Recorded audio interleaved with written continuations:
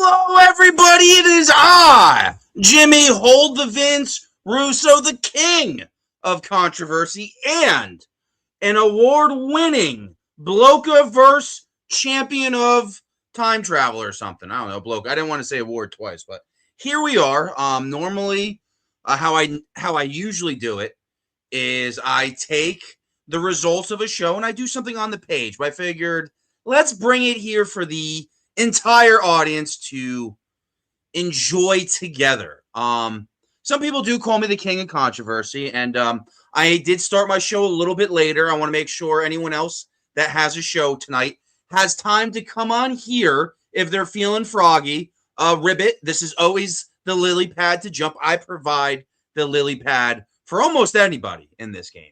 Well, Big Jim, KTG in the house, thank you for stopping by. Tonight, this is a show more for the boys. We're not going to share it all. This is something that if you know, you know. If you're in the know-how, it's a little something more to enjoy, something a little bit juicier to sink your teeth in. But before we get into any of the controversy, which, once again, people are DMing me that I like controversy, not realizing that there's a whole catalog of them choosing to make their characters controversial, bragging how controversial they are, trolling and being funny in the comments, yet they come to me and say I'm the king of controversy. But, like, if I'm not doing anything that they can verbalize that well, it's almost like it's my controversial tactics are just that much more effective than the ones that everyone else does. Because let's be honest, this game, unless you're coming out here and I'm Billy Badass and I never smile, everybody's into the hee-hees and ha-has and poking and getting the giggles, a little sarcastathon, if you will. Fallen Angel in the house, too. So we are going to start with night one of Mega Card. We're going to sit back, enjoy. I'm going to give you guys my unadulterated hot takes on what I remember. This is over a week ago now, so we'll see kind of what has the staying power of what happened, at least in these Mega Card events. So we started off. I do have some pictures. Whoa, you got a lot of files. Each brand is limited to 100. Oh, that sucks. I guess we can delete some stuff. I had this guy from, this guy was from Happy Man Asylum. He has two really drastic characters I wanted to highlight. This is a shit show, so we don't really preview anything. If you guys remember, that was the Mega Card main event. We will be going over that. We're going to delete that. I don't really know where to start off with all my things. This is already becoming a shit show. Some matches here. I saved like 64 screenshots, so I don't know how many I had set aside. Pathetic. Well, maybe if I had a good co-host that would talk to me ahead of time, I'd have to run this whole thing by myself. And we're not gonna get crazy. Woosah. Also tonight we are going to watch in its entirety Unfiltered versus Bojack. That was a match that you'll see why it didn't happen. I really don't want to delete this picture. I like that one. That's that's the final act picture. We can delete that. And guys, if you have any questions in the comments, I will be sharing the link to join if you're anywhere else in the promo-verse and not on the Revolt page. Setting the standard. That was a couple weeks ago. We have not done a shit show in a while. These shit shows usually get me in a lot of trouble. And I try to play nice best I can, but still doesn't work anyway. So what are you going to do? All right. So how far did we lose? Oh man, we lost. We're missing. I don't think we have room for a lot of pictures. They must have it saved in some other things. Oh man, what are you gonna do? We'll go up. We'll upload these in an upwards motion, and we'll see how many we get.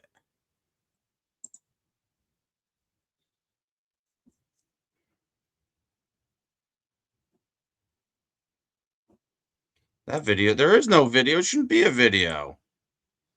Mr. Controversy, Jimmy Jams. Well, actually, that went to that Cook guy. He was known as Mr. Controversy.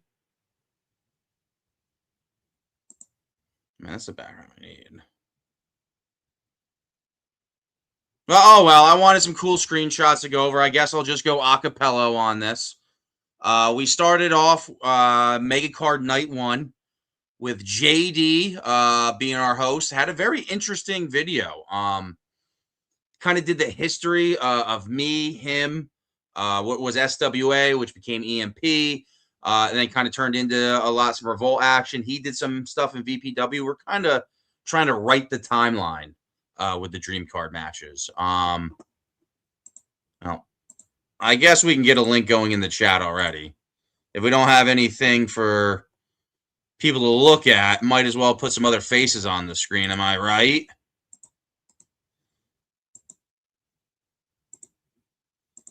Yeah, man. I got attacked, so I had to cut my hair. Well, actually, I tried to give Johnny Rockstar the credit for it, but he just, for some reason, never wants to do business with me. So, oh well. If you guys want to join, though, here's a stream. And thank you, Dr. Quack, for tuning in. Like I said, this is not a show for the general masses. This is a show more for the boys to have fun. It really sucks. I share the StreamYard, and I guess the other people have a lot of pictures. Wait, you can put screen recordings here?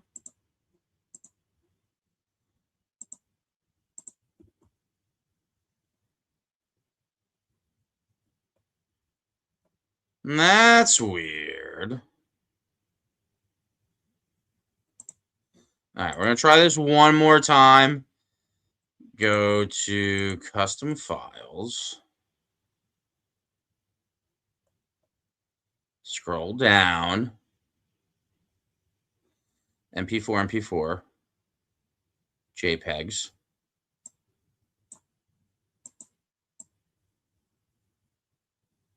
Let's see. This is kind of a shit show, am I right? Am I right? So just re-upload all the things I just deleted? There's no way. Unfreaking believable.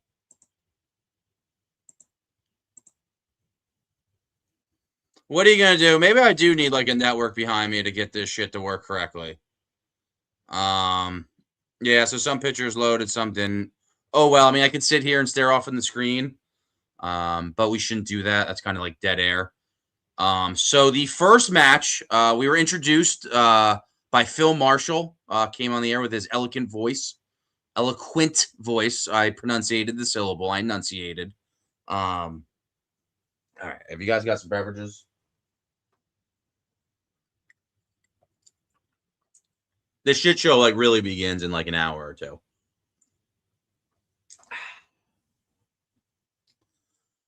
Was Rick Air versus Sean McKenzie, the shady one. Very interesting match. I made this SWA rules. Yo, Fallen Angel, what's going on, RK bro? Wait, is that a Pickle Rick RKO shirt? Oh, you have a Mountain Dew. No, this is actually one that I bought at Backlash back last month. Was it Backlash or Backlash? Backlash. How was Backlash? What were your highlights of that? Fuck all the other shit we were going to talk about. What was Backlash all about? Probably one of the best experiences I've had. Like I've done. I've gone to Raw and I've gone to SmackDown Live. That was the first premium live event I've ever been to, and honestly, I can't wait to do another one. How much were your tickets? I got a ticket for me and a friend of mine, and we only paid $300.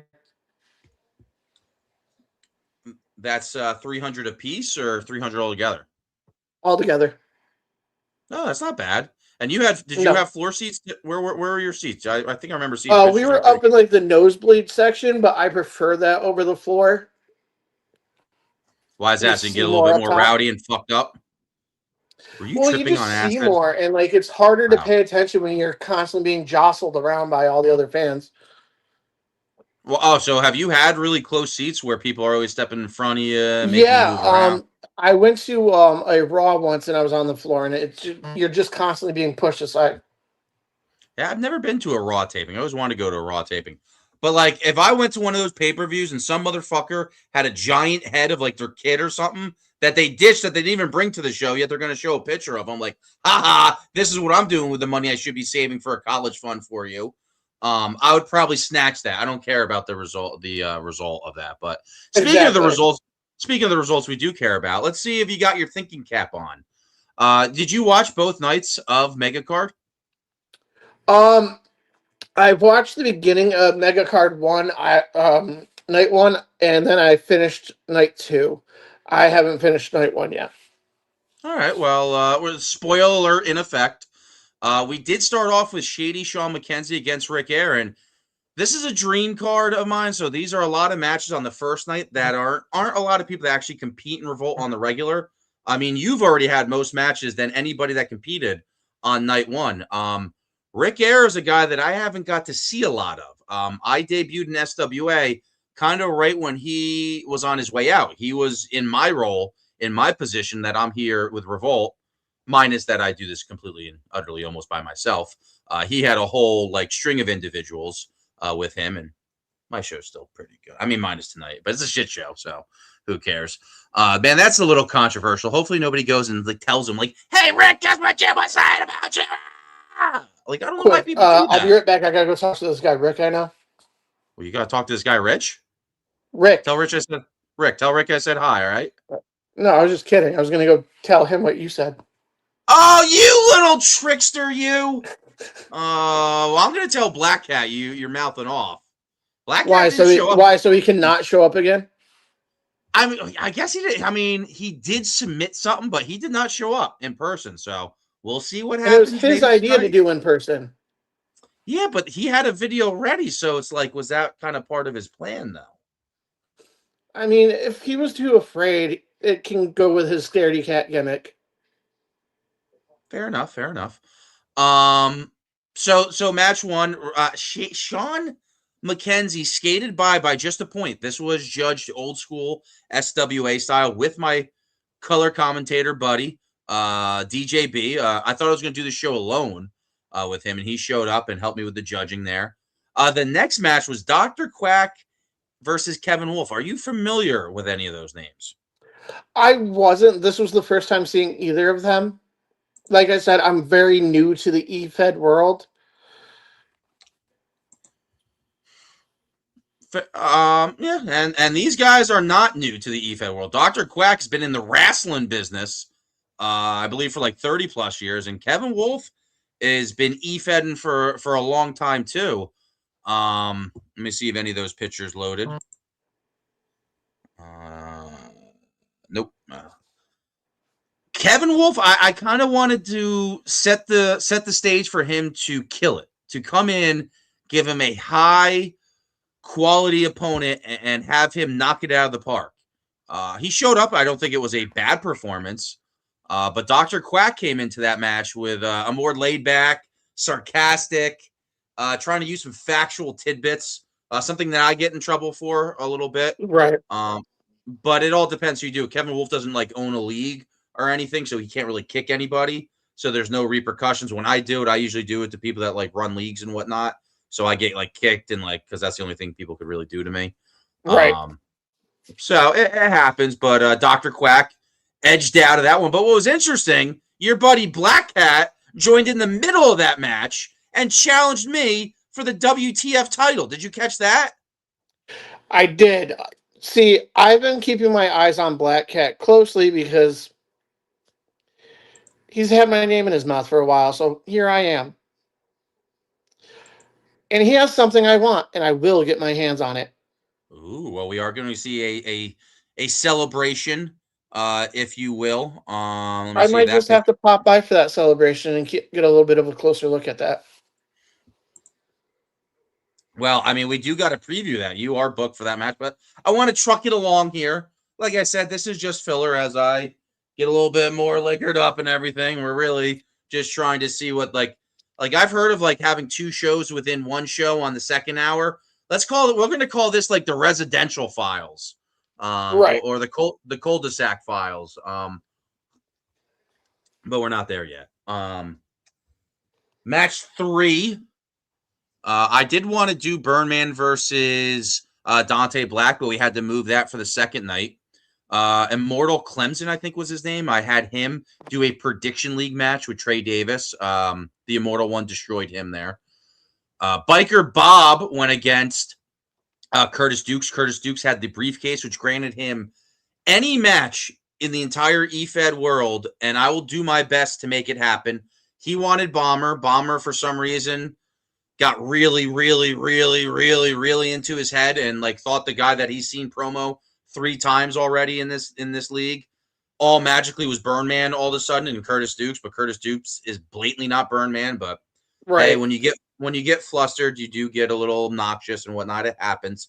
But speaking of that briefcase, if you were to win this briefcase, there, Black Cat, it grants you any match or anything I can do for you besides a title match.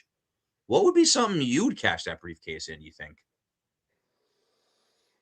So I'm not saying I could beat him, but just to get better and to pick his brain, I'd go after Dax. Ooh. I mean, dad's mentor versus teacher. I mean, you probably could get that match if you wanted, but if you use the briefcase, I feel like you would be getting him to kind of play into your game a little bit. So I kind of like that.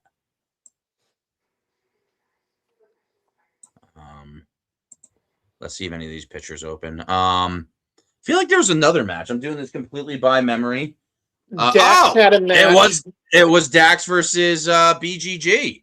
I think I got some of these pictures low. All right, we got after the fact. That's Shady Sean McKenzie. He went against Rick Air. We did have some promotional stills for this. Quack versus I don't know who. Black Cat. That's Black Cat jumping in the match out of nowhere. So that's what we're missing with the stills. So I guess we're not really missing much with the stills. I guess they're not really as cool as I thought they would be. Dax Riot beat BGG, and not because of me. A lot of people would be like, "Oh, well, that's your boy." The judge for that match was DJB, one of the most respected names in this entire EFED game. A man that already knew who BGG was, Bobby Galileo. And saw Dax Riot for the first time.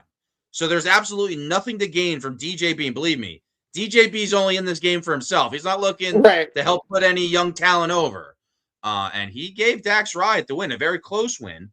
I gave BGG a seal of approval. That was also from SWA, where if you did something in your promo that made the judges just go in the extra mile for whatever reason, they would grant you a seal of approval. Me, in my first year over there, got 6 of them, which I'm pretty sure is a record.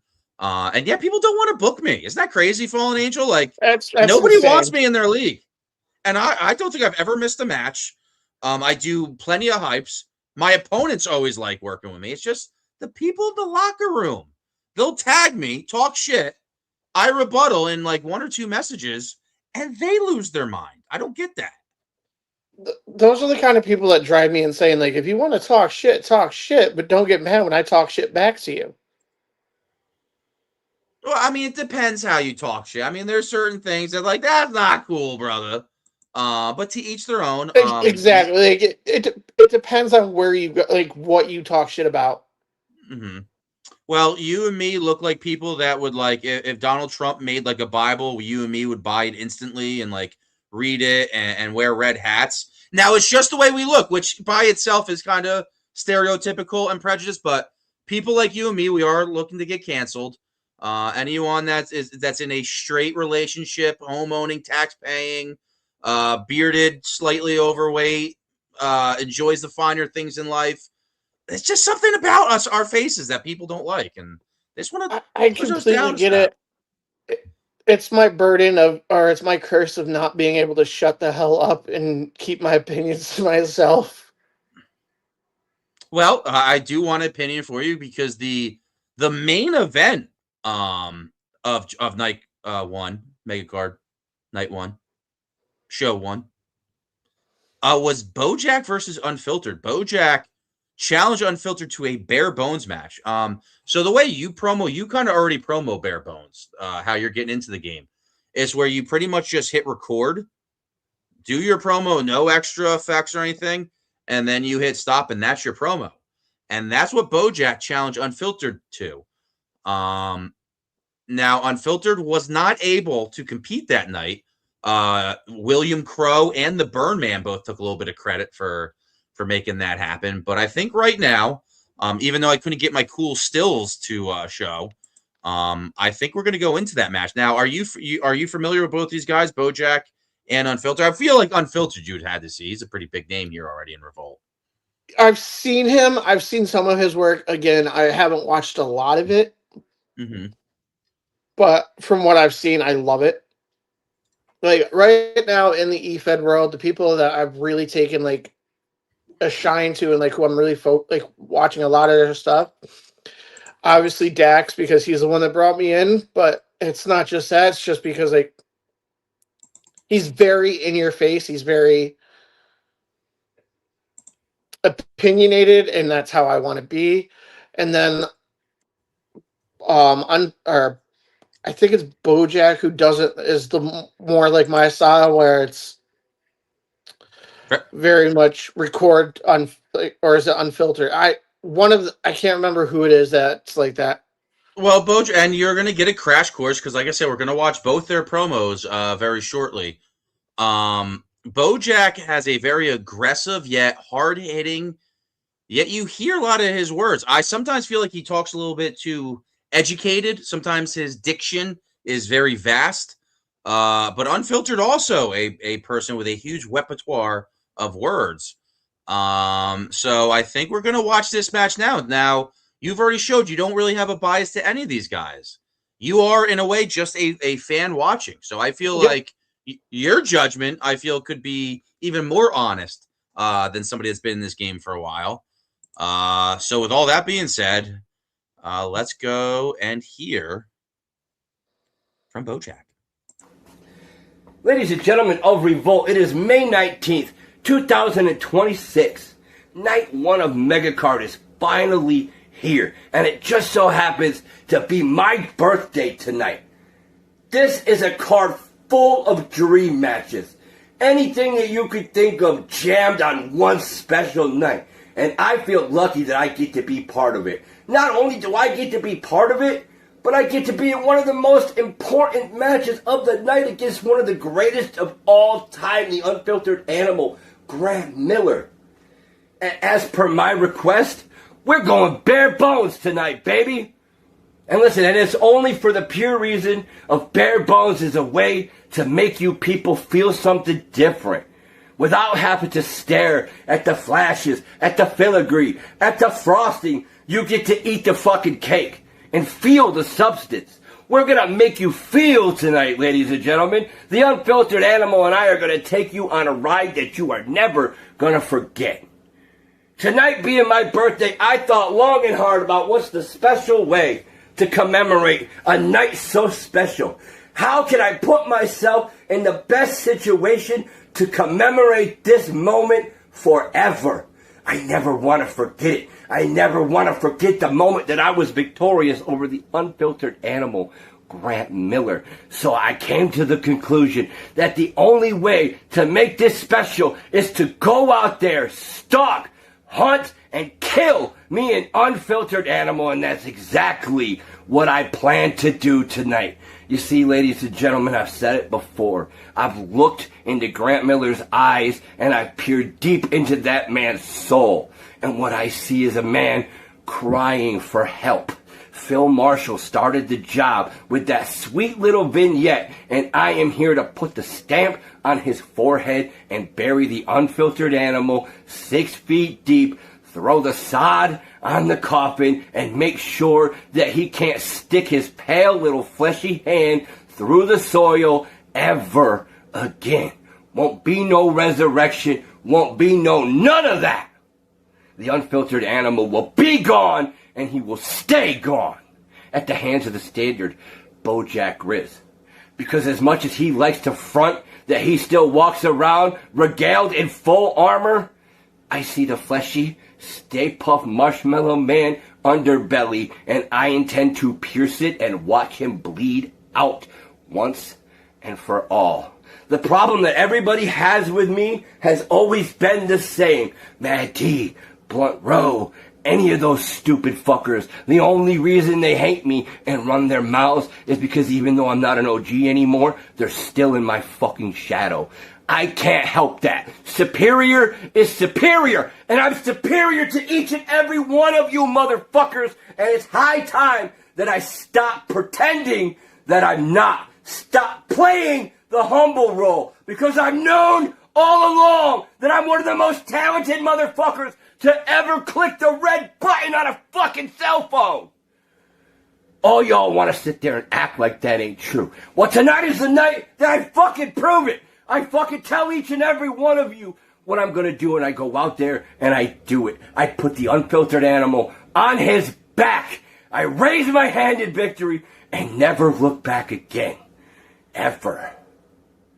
It's time that I got my flowers. It's time that each and every one of you understand that the standard Bojack Grizz means fucking business. And I'll be damned if that doesn't happen tonight, because I'll do everything in my power, no matter what it takes, no matter what I gotta do, no matter what I gotta say, no matter whose feelings gotta be hurt. I don't fucking care. So unfiltered, do your damnedest. Come out here. Be that black mamba.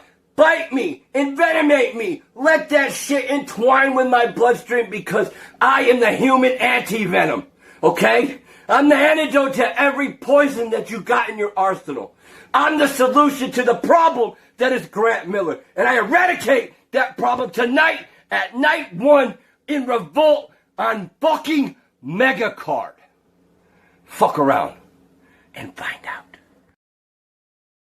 Ooh. What'd you see out there, Fallen Angel? That is exactly what I'm looking to be like in Revolt. That style, that passion, that everything, that's what I'm going to start bringing to the table. It's hard. You got to be able to manifest. That's not just coming out here and talking. You got to put some bass in your voice. You got to get angry. You're going to have to reach a new level if you're saying that, Fallen Angel. You're going to have to almost kind of let somebody piss you off a little bit and tap into that energy. Right. And you're going to have to get loud. You're going to have a rage room, if you will. Well, let's see what his opponent Unfiltered had to say. This is, like I said, this is a match that Bojack asked for. So let's see what the Unfiltered one had to say. Bojack, you really think that you've pushed yourself into a position where the Unfiltered is that disappointed? You think the Unfiltered has ever been in these positions before? Ask yourself that, because I have. 1,000,000 times over, with 1,000,000 different people, and the same outcome. The knuckles. The carpals, the metacarpals of the Unfiltered is all I've ever needed. Pulling them together and bending them into the face of everyone that stands in front of me. And Bojack, you are no different tonight. You are going to fall like the other 1,000,000. Me? I'm a megalithic assassin. I don't need the glimmer and the glitz. I don't need the superstardom that comes with the Unfiltered. I just need me and your blood at the pit of my feet. You think you're clever by backing me into a corner saying, these are my terms, this is how I'll face the Unfiltered, thinking I'm not going to bite, and I bit. And I've bitten harder than you've ever imagined I was going to. I am the Megalodon among the sea of wrestling.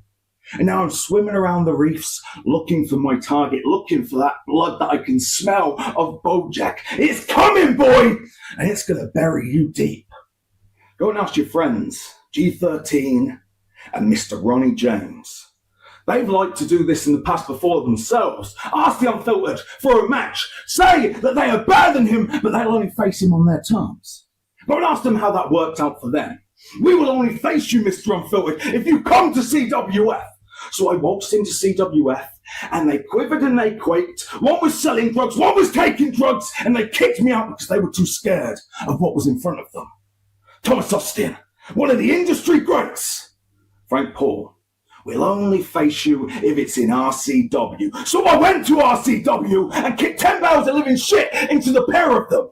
So you asking me for this doesn't change you from the rest of them. What it does do, though, it puts you in a bare bones match at this mega card here in Revolt Wrestling, and the Unfiltered is gonna be exactly that, unfiltered. I'm gonna strip you of your dignity, of your worth, of everything you've ever amounted to in this life. Your life is now worthless. It means diddly squat, it means nothing, because the Unfiltered, like a freight train, is coming towards you, looking to take your soul. I will show you firsthand. First and foremost, in the front of the ever front there has ever been to you, Bojack, why I am the animalistic beast. The Sagacity of Psychology. The Megalodon among the Sea of Wrestling. Oh, you know that one. That big old shy is coming for you. I am the Sagacity of Psychology. I am a serpent of the psyche. I'm the most violent man ever. And you've asked for this. And now I have to punish you and leave you the worthless mess that you are. If the Unfiltered loses, his reputation dips and drops. That's how insignificant you are.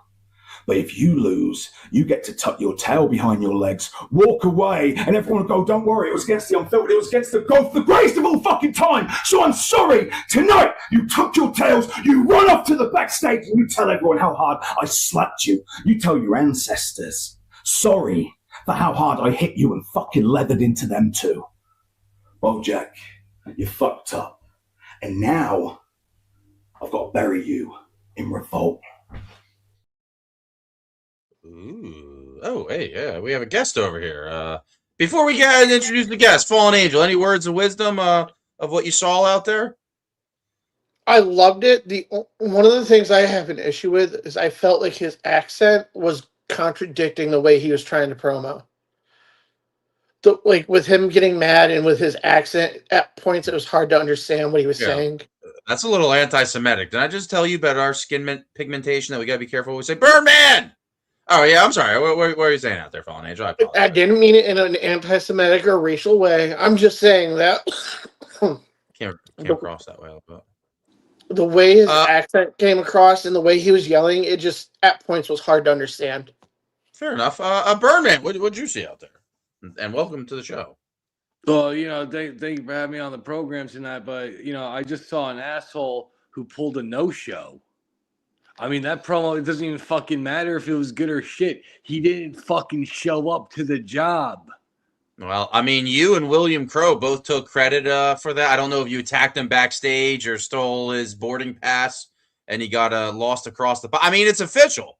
Bojack's your winner from now until the end of time. Bojack won that match. We're presenting the match as a whole. So from what you saw out there, and if you had to raise somebody's hand, what'd you see out there? It was a tough one to call. If that was an actual match, I mean, Bojack made some good fucking points, though.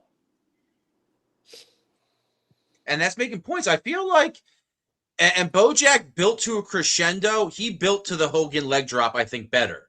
Unfiltered had a lot of leg drops in there. I think Unfiltered had more haymakers, memorable haymakers. Your ancestors will hear. I don't know if Butcher said it on Boys First, but I don't know. I do feel like there's some more haymakers on Unfiltered side, but Bojack did build to a crescendo. So I don't really want to pick a winner since I don't have to.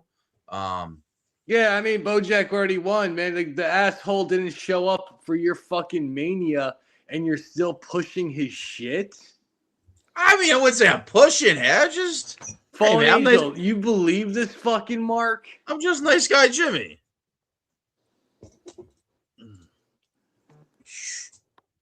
Yeah, listen, man, I was going to push Cassifer to the fucking moon, but my ex and her whore friend decided to cut your shit down. I got pissed. I broke a fucking bottle. Shit. Because I see a talent who's up and rising, and these whores want to just fucking bury your shit without giving you a goddamn chance. You hear that, Fallen Angel? You got people that have your back in this game, and that's tough to go by. This guy knows it better than anybody. I mean, that actually gives me a lot of hope, especially coming from Birdman. Like, I know he's been in this game for a hell of a long time. And I gotta say one more thing, Fallen. I hope to fuck you beat the fucking shit out of the Black Cat. I hope you beat the fuck out of that motherfucker next. He'd have to show up first.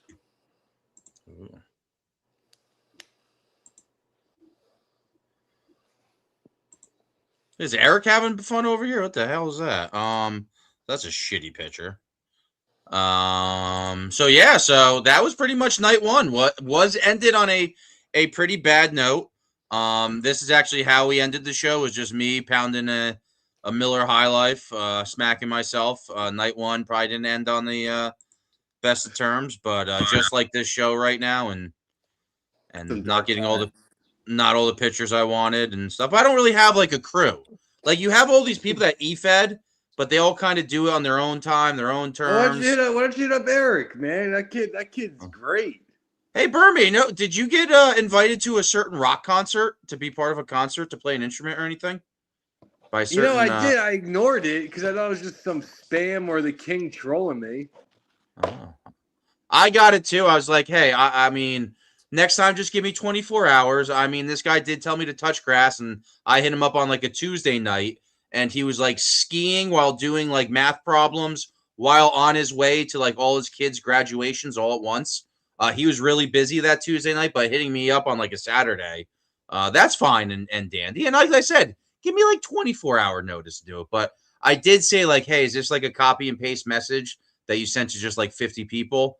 And he didn't like that for some reason. But yeah, I wouldn't send him anything of you doing anything because he'll just fucking told me to bury your shit. Look what he did to Great Taboo. He wanted that fucking faggot. He told me to play a flute with my shirt off. That was it. And yeah, you can't really say that. Well, so he would have used it for nefarious things. 100%. 100. Look what he did to Taboo. He told Taboo dressed up, suck on fucking.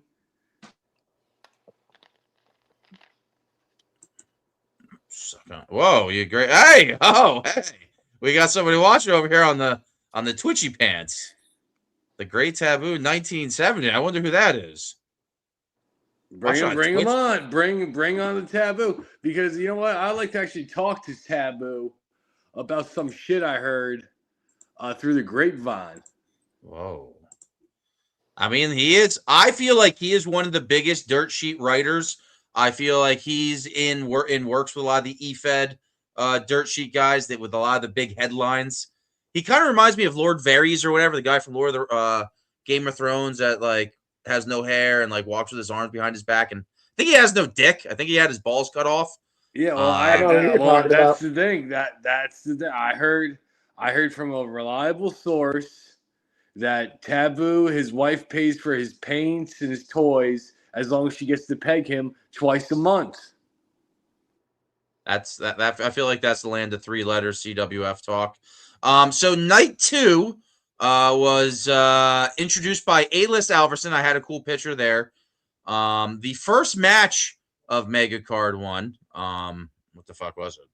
What did we open the show with?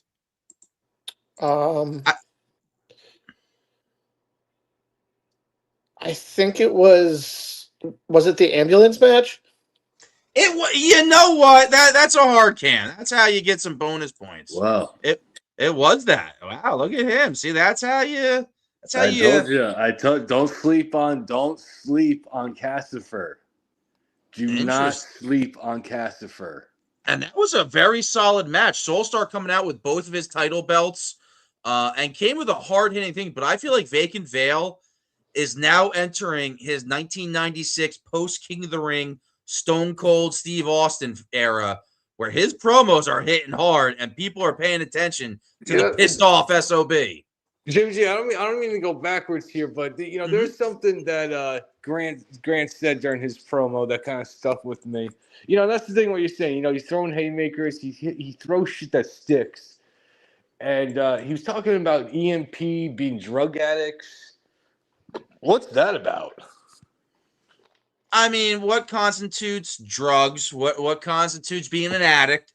What constitutes being hearsay? Is it happening on air?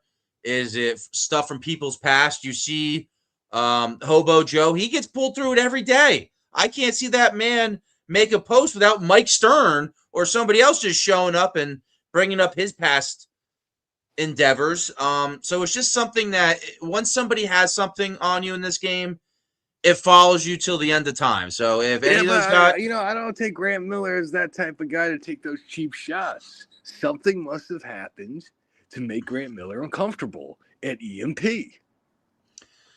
What do you think about that, Fallen Angel? Are you familiar with that brand, that league that Birdman just brought up, EMP? I'm not. The only league I've had anything to do with or seen really is ours, and when we did the crossover with Elite. Okay, yeah, Elite, and that I think was fruitful. I think it bared some fruits.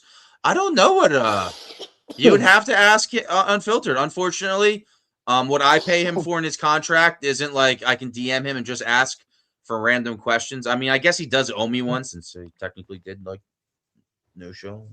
So maybe I could ask him that question for you. Hopefully, I don't have to pay for the answer. No show that your mania. I mean, it was a mistake. It was not a Monday Night Raw or a Thursday Thunder. It was just the granddaddy of them all to showcase the Immortals.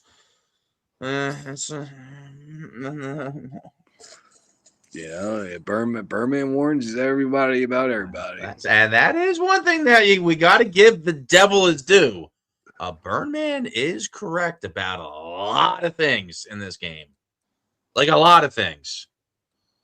But hey, that's how the cookie crumbles. I mean, there's people that said, hey, I don't want Jimmy in this league, and then that league will kick me. And then those people that said, hey, I don't want Jimmy here, then retire a week after once they get what they got. Because, like, truly, these people that, like, try to cancel us and hate us, they kind of love us at the same time. And they want to interact with us. But their wrestling fan brain is, like, arguing with, like, their, like, I wish I was still in high school and I need, like, that kind of drama of my brain. They don't know what's winning. Like, you're tickling the right fancy of their wrestling, but still that ego. And a lot of these people in this game can't check their ego. And I've noticed there's a lot of people in the eFed world that are very much look at me. I need to be the center of attention. I mean, I like being the center of attention too, but I try to like not stop anybody from coming in to my circle. You can enter my sphere. It's the internet. Just don't do it IRL, because then I'll keto chop you and toss you on the ground. But it's IRL, like keyboard, man. Just like talk tough on the keyboard. Broken Brute beat I did have a picture I was going to make fun of TJ Shadows. A lot of his pictures come in very blurry when he sends them, but no point to show that. So he won the briefcase, Broken Brute, that Aussie, that crazy Australian. We had Johnny Blade debut here. And I feel like with Johnny Blade, I'm not here to try to get this man to wrestle. Everybody and their mother tries to get, oh, this guy promos and he's cool. Hey, you want promo for my league with no story and direction? Just throw you in random matches. I feel like I want to find a different role for Johnny Blade. What that role is, I don't know. Birdman, how would you work a Johnny Blade? I would do a whole fucking story with that son of a bitch. I would do a whole storyline with Johnny Blade because I know he would sell it. I know he would work it. And he would make it his goddamn own. He would make it his own. I would like to see as like a host role. I don't know if him working side by side with me, him as an announcer, maybe a referee. I like this team you got with Fallen Angel. I think Fallen Angel makes some good points. He does, and he's helped Fallen Angel. Did you happen to see the Burn Man versus Dante Black in the OG rules match? I watched every minute of night 2. I think night 2 knocked it out of the park, and that's really, I probably didn't need night 1. Night 1 was a vanity project of me to get to play with all the toys I don't normally get to play with. And But then Revolt, night 2 was where you really just absolutely shined. and that match, the OG match, I think delivered. We had Johnny Blade debut right as that match started, even though he didn't interfere. Solomon, the Time Child, showed up. I don't know who paid who. I couldn't really tell what side he was on. I don't know if Birdman got him to show up. That was pretty crazy. That's a hell of a talent. I did have some cool pictures, but none of them are working, I guess. So cool. We saw Dante, and this is a big thing in this game. A lot of people shit on the car promo. You can still tell a story within a car as long as you have these words. Obviously, he's not reading from a teleprompter, and that's a lot of people nowadays. Why a lot of people wear glasses or do like these like lick God kind of like eye Google things. So like you can still read from it. That was a Freudian slip. Oh God, I hope nobody's watching. And yeah, that one guy does teleprompts. That alcoholic, what's his name? The Obama-looking guy. You're talking about Franklin Benjamin. He's more of a Republican guy, but his eyes don't move. So if you are going to read a script and you don't have glasses and it hides and it flows off the tongue, I do feel like his gun's not as loaded. When he's not doing a promo in a live position, he is a lot better and an eloquent talker. When he has chances to pre-record and edit it, but I got no problem with someone doing bullet points. And you put it on the side or memorize it, but reading it complete. I mean, I don't know if you still are that good to do it all together, but once it kind of gets exposed, what scares me, Birdman, since you say, I don't care if you're reading, but if you're reading something, what's to stop that text coming from AI, ChatGPT, where it's not even your words now? That's what's scary about people that read a teleprompter to me. Is it their words? Because as a wrestling fan, I feel like it should come from your heart, your brain, off the cuff. Yeah, but it's not nowadays. Nowadays, they got cuck writers. You know, they got these like soy boys writing their shit. You know, wrestling today is just a bunch of CrossFit homos. Yeah, you're calling out Seth Rollins. I did want to get into this, but yeah, he killed Sting.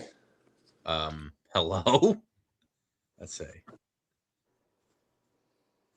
Faceless one. Is this going to be instant kick, or is he just being freaky? Good evening. What? Wow. Good evening, Faceless one. You know, Johnny Canada, I gotta say, man, you know, I respect you as an artist, but you've been coming out with some bullshit lately, man. I hope, Johnny Canada, you step the fuck up. He has stepped it up. He is your new elite world champion. Beat Hollywood Haywood for that championship, Burn, man. Johnny Canada pinned Haywood in the center of the ring. Oh, that's good. You know, I missed that. You know, that's good news. That actually makes me happy. You know, because I saw Johnny Canada as a talent. But who's this faceless one? What's that about? Have any of you been paying attention to your surroundings? Yeah, what the fuck is this guy doing? Is this just another dude who's too scared to show his face? Have you seen what's happening? Is it in this place known as Revolt?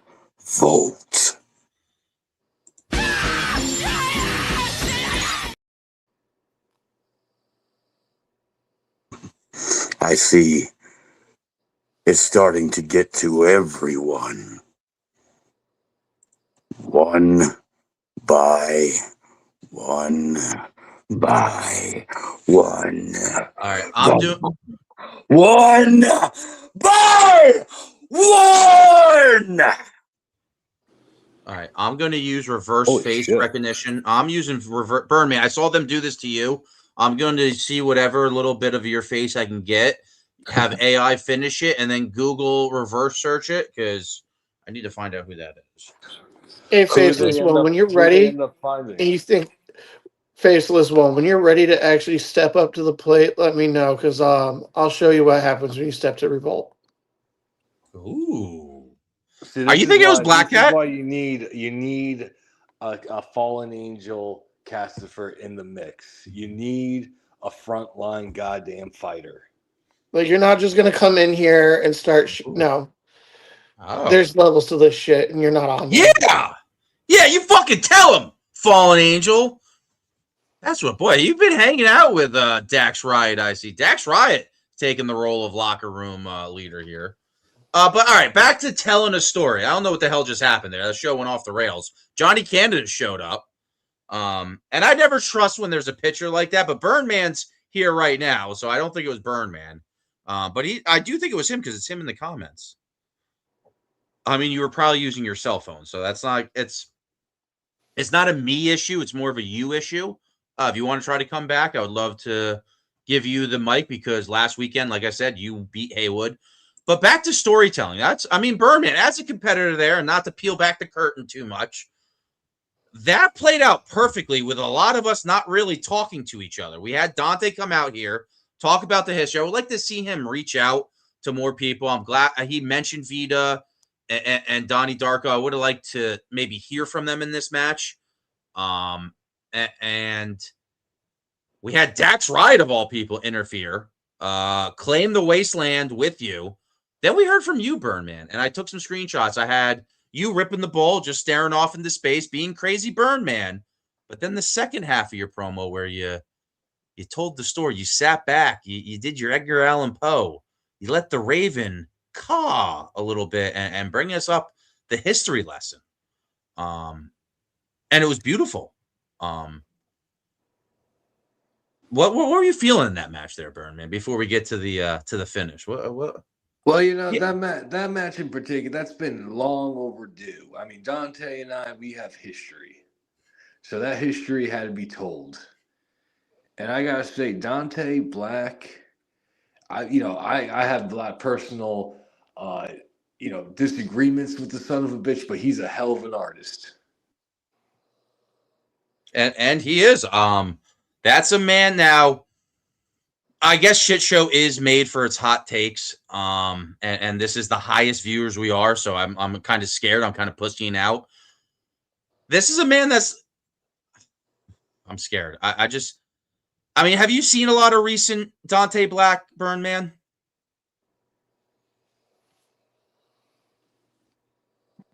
Have you seen? I mean, you got to see him in the match, obviously. Do you think he's washed up or he's at his has-been level? I don't think it's age that got to him. Do you feel like he's definitely not in 2024 shape anymore. Because he was a killer then. Do you feel like he's the same beast he was 2 years ago? Well, when your significant other's hitting you publicly, shaming you as a man, introducing McFly into your love life. I mean, I could see that breaking anybody. No, I don't think it broke him. I mean, it sounds good to say out loud, but as controversial as people say I am, I play this game very honestly. So I don't know if that's it. I could see why Burnman would say that, but Burnman, there's a reason why you definitely didn't win that match, even though you had the devil come out and give you support. But I don't know if he liked you or he needed to tell that last chapter of the story with Dante. But it looked like he helped you. You guys did like a triple pile driver, almost like the form of a crucifix, an upside down crucifix to Dante. But before you went for the pinfall, Bojack Grizz showed up and definitely cost you the win, I would have to say, in that matchup. What do you think about those actions? I mean, for the whole match, without any communication, it worked out. I mean, the whole start to finish was great. But Bojack's a son of a bitch. He brought that feud from a different federation. So I mean, I don't know. I like to say whatever happens out in the promo verse, you got to know your judges, as the cool kids say. I agree with that. So there's a time to tell that story and a time not to tell it. I think that was the right match to tell it. And but you weren't victorious. I don't know who was victorious because of all people.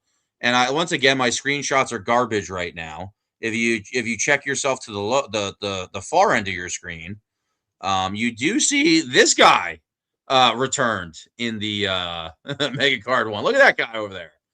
Left me high and dry. I don't think I've really heard from him before this night or after this night. Actually, I did hear from him recently. We'll see. We're negotiating. I was a little confused about why is Bomber and yourself allow EMP to ruin your product?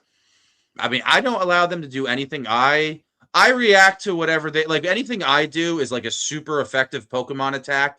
To them, they declared that they were going to take a Saturday off. I heard that knowledge. I was like, let me say 9:30. I was going to come in at 10, but I wanted to see what they would do. And well, blammo! Perfect shot once again by me. And that's the reason why a lot of people like me. It's like I kind of get them to dance for me and whatnot. Like other people want that type of energy and want that type of success on the moves they make. And something I do from just being a common wrestling fan that's read the book cover to cover. I don't know. I don't care. We're all here. I think we all benefit from it. EMP's at least better. There's a lot of like rinky dink mud show freaking Philippine lover boy promotions in West Virginia. Yeah, I was part of that. EMP's I like a lot of people say I shit on that. No, they're, or I guess Ace. I don't know what to call them right now, but they're all really good promotions. If you like this, yes, there's some of their hosts gets to talk a lot now, but wait a second, we had Johnny Canada, but by goddamn Hector Flores, he's following me everywhere. I swear. Yeah, you were on another show earlier tonight. Like I said, I wanted to see kind of what would happen. Of course, I manifested it out of thin air. Once again, very effective. But we're going to get into your match. I think your match actually was the next match. Bomber came back to Revolt, and we saw you go against Great Taboo. And I said something when I watched your promo. You're no longer the underdog. You're no longer the Boston Red Sox. You're the New England Patriots. You're the top of the mountain there, Hector Flores. And I feel like you kind of know it. You can't say he's the Patriots and say he's the top of the mountain in the same sentence. Well, they made their way back after being a dynasty. Are they the most recent? Unless you're a Seahawks fan, I get what you're getting at, but the fact that the Patriots found a way to get back, they're the dominant force. Yankees haven't won a World Series in like 20 years. They're still the goddamn Yankees. They're still the goddamn Yankees. And Hector Flores is getting there. I might have sold him a little heavy, but he's on a rise right now. Hector Flores, have you plateaued? Or are you going to keep rising, you think? I mean, I've never been one to be complacent with where I am. Right now, my focus is on beating Dom Bolt and going from there. Well, Hector Flores, I would love to keep you on air. We're going to preview next week's card. I'm probably going to go top to bottom with that. Where we are at right now in the review show, you ended the career of the Great Taboo. You could almost call yourself now the Great Hector Flores. Yeah, and I feel like you feel it. I feel like the hashtag Hector hit list, whoever came up with that guy needs a raise. I think you're killing it right now. And you beat Great Taboo closely, though. Great Taboo brought a very serious performance. That's a die on your shield performance. He fell in battle. I like where you're going, but I wonder are you at the limit? Like I said, we already asked you about that. I guess we're going to find out. I guess we will. The next match we had, once again, these stills suck. I did have a still for you, though. This is almost what I want to say. You took a backseat, but perfect background. When you are going to do a background in a game, look at this. Look at that background. That's not just, let me take the logo of the show. You are burying him, and you took that with you and made your promo that much better. Now, like I said, I have Taboo's thing here. Taboo with the sick face paint, the music, the lighting. I think he nailed it. That was a very close promo, so don't get too comfortable, Hector Flores, because I want to see you. It's going to happen. I don't know if it's going to be a domino effect. Do you think you'll lose in one league and still win, or do you feel like all your losses are going to come back to back to back at some point? Like you're going to have an off month, if you will. I feel like I'll take them in strides. Right now, I've been having quite a good couple of months. Mm-hmm. Where whether it be here in Revolt or in other places, and I think right now I'm just building momentum. Well, speaking of building momentum, Brother Moses, a man that puts a lot of effort in, really been pestering for a championship belt here. He won that in that Unholy Ground match. You see right here, this was a brain buster off the top of the ladder. Crazy move. These guys fall all over the ring. A lot of people are in this match. This is a 2K presentation. So shout out to Brother Moses winning that. We saw another match after that. We saw Dax Riot. Before I go into Hector Flores, what do you think of Dax Riot? He's got potential. He has a lot going for him, and I think if he just stays focused and continues to improve his promo game, he can do great. See, Hector Flores, this is why I called you out. You're almost kind of like, now you're part of that high table, and you're trying to sit at the head of the table, it seems like. He's got talent. I noticed that there, Hector. Well, kind of how you're perceiving yourself now in this game. I'm waiting for you to wear a suit and tie to a match. I feel like you're getting into that. Fallen Angel and Burnman. I'll let Fallen Angel start, and then Burnman with the rebuttal. What do you guys think about Dax Riot? I mean, not to sound biased, he did bring me in, and like I said, his promo game is one of the ones I look up to. Like the way he's just, it seems to come effortlessly with him.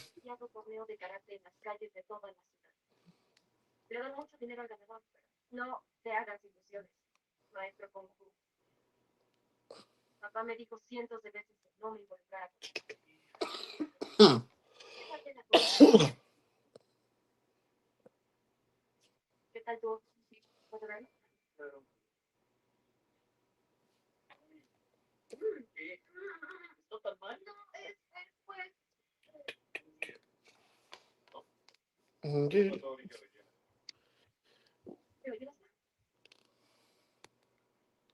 Now, Hector, one of the things I loved about your match with the still he just showed, that hand over your heart when you were talking absolutely got me. Like that was perfect. Thank you. I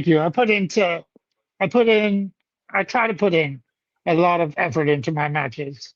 Try to have some symbolism into them. I could tell. Like I I will say that was probably my favorite match of the entire night too. Was you versus the Great Taboo. It was a pretty good match. Did Burnman speak on Dax Riot? He did not. Burnman, you there, bud? We got to see who the mystery person, and I don't. Hector Flores, you might know him. Do you know RJ Colbert? I've seen bits and pieces of him. 1 second, guys. I'll be right back. You're good. You can just leave, man. It's a shit show. You don't have to be like authentic and apologize and stuff. We are going to have a Solace. This is a 7.0% sour ale. What kind of brews you into? Oh, damn it, he left me. What's your drink of choice, Hector Flores? Coca-Cola. Coke Zero or just regular Coke? Ah, you get that pure stuff. Yeah. I heard that about you, you West Coasters over there. You guys get the pure kind of Coke. I got to go Coke Zero. What I liked about Hector's promo was he came out like the fucking desperado he is. And that is why he won his match. Birdman, I don't know if you're a fan of spaghetti westerns, but don't you get a little bit of a vibe from Hector Flores? This guy's. That's what I'm saying. I get Desperado with the guitar and the all that. If he did Desperado, guitar in the case, I'm the Hitman out for blood. He's winning every match. Hector Flores, you familiar with these movies? I'm not, but now I want to be. I'm gonna look into this Desperado guy. Yo, that's crazy that you have not watched that. Please watch that and just absorb whatever you can. There's another movie with Johnny Depp, Once Upon a Time, and that's actually there's like a series. I think there's like 2 or 3 movies. I mean, I'm gonna assume. Have you ever heard of a guy named Machete? Yeah. Yeah, that's where he debuted. Desperado is literally the debut of Machete. So if anyone ever say anything about Machete to you, I would give that movie a watch. So we're getting to the finals, and then we're gonna preview our show for next week. Yeah, Dax Wright beat RJ Colbert. Now that was a fan vote. Yeah, fan vote or not though, Dax beat the fuck out. Dax is doing really good. Dax is somebody that doesn't like, oh, let me just try to make friends with everybody, and that's how I'm gonna win. This guy comes out and studies the good ones. He's playing the game. And he's playing it pretty fucking well. I mean, this guy, technically by helping you, and like I said, we don't know who really won. This guy next year could say he's 3-0 already at Mega Card events. That's fucking wild. Can we talk about how he had 3 freaking matches? 3. He put in the work. He accepted. And I think at this point, I'd like to give a. It's hard to interject this randomly. One person I was trying to reach out and get him a match was Huck. As you guys heard, to any of his friends, families, condolences and everything to that guy. That's somebody I talked to recently in the past year. Always wanted to bring him in to work with him. I wanted him on this Mega Card thing. We couldn't really work anything out. That would have been a big match. I really wanted Dax Wright to work with Huck for this. So to anybody watching, like I said, condolences and everything. But Dax Wright's putting in the work. Anybody that gives me a lot of their time and they want to get – and look at it. This is a show that I actually told Dax Wright I don't want you on because he's on too many shows. I call it the Kevin Wolf effect. Some of us should not be on it. Hector, I think you're doing good right now. You are not lowering your stake right now as Hector Flores. Sometimes people come on these shows and they lower their stock by being on a talk show, and that's where I kind of want to see Dax Wright pull back. He showed up for the second half of Mega Card Night 2, if you go back and watch. But yeah, he was featured a lot. He interfered in a lot of matches. He was everywhere. He's the locker room leader, and that's kind of why I like what he said. I believe this was the match where he's like, how dare you not introduce yourself to me? I'm the locker room leader. This is a man that's doing some hard-hitting trash talk, and the fans voted for him to win. But the main event now, that was wild.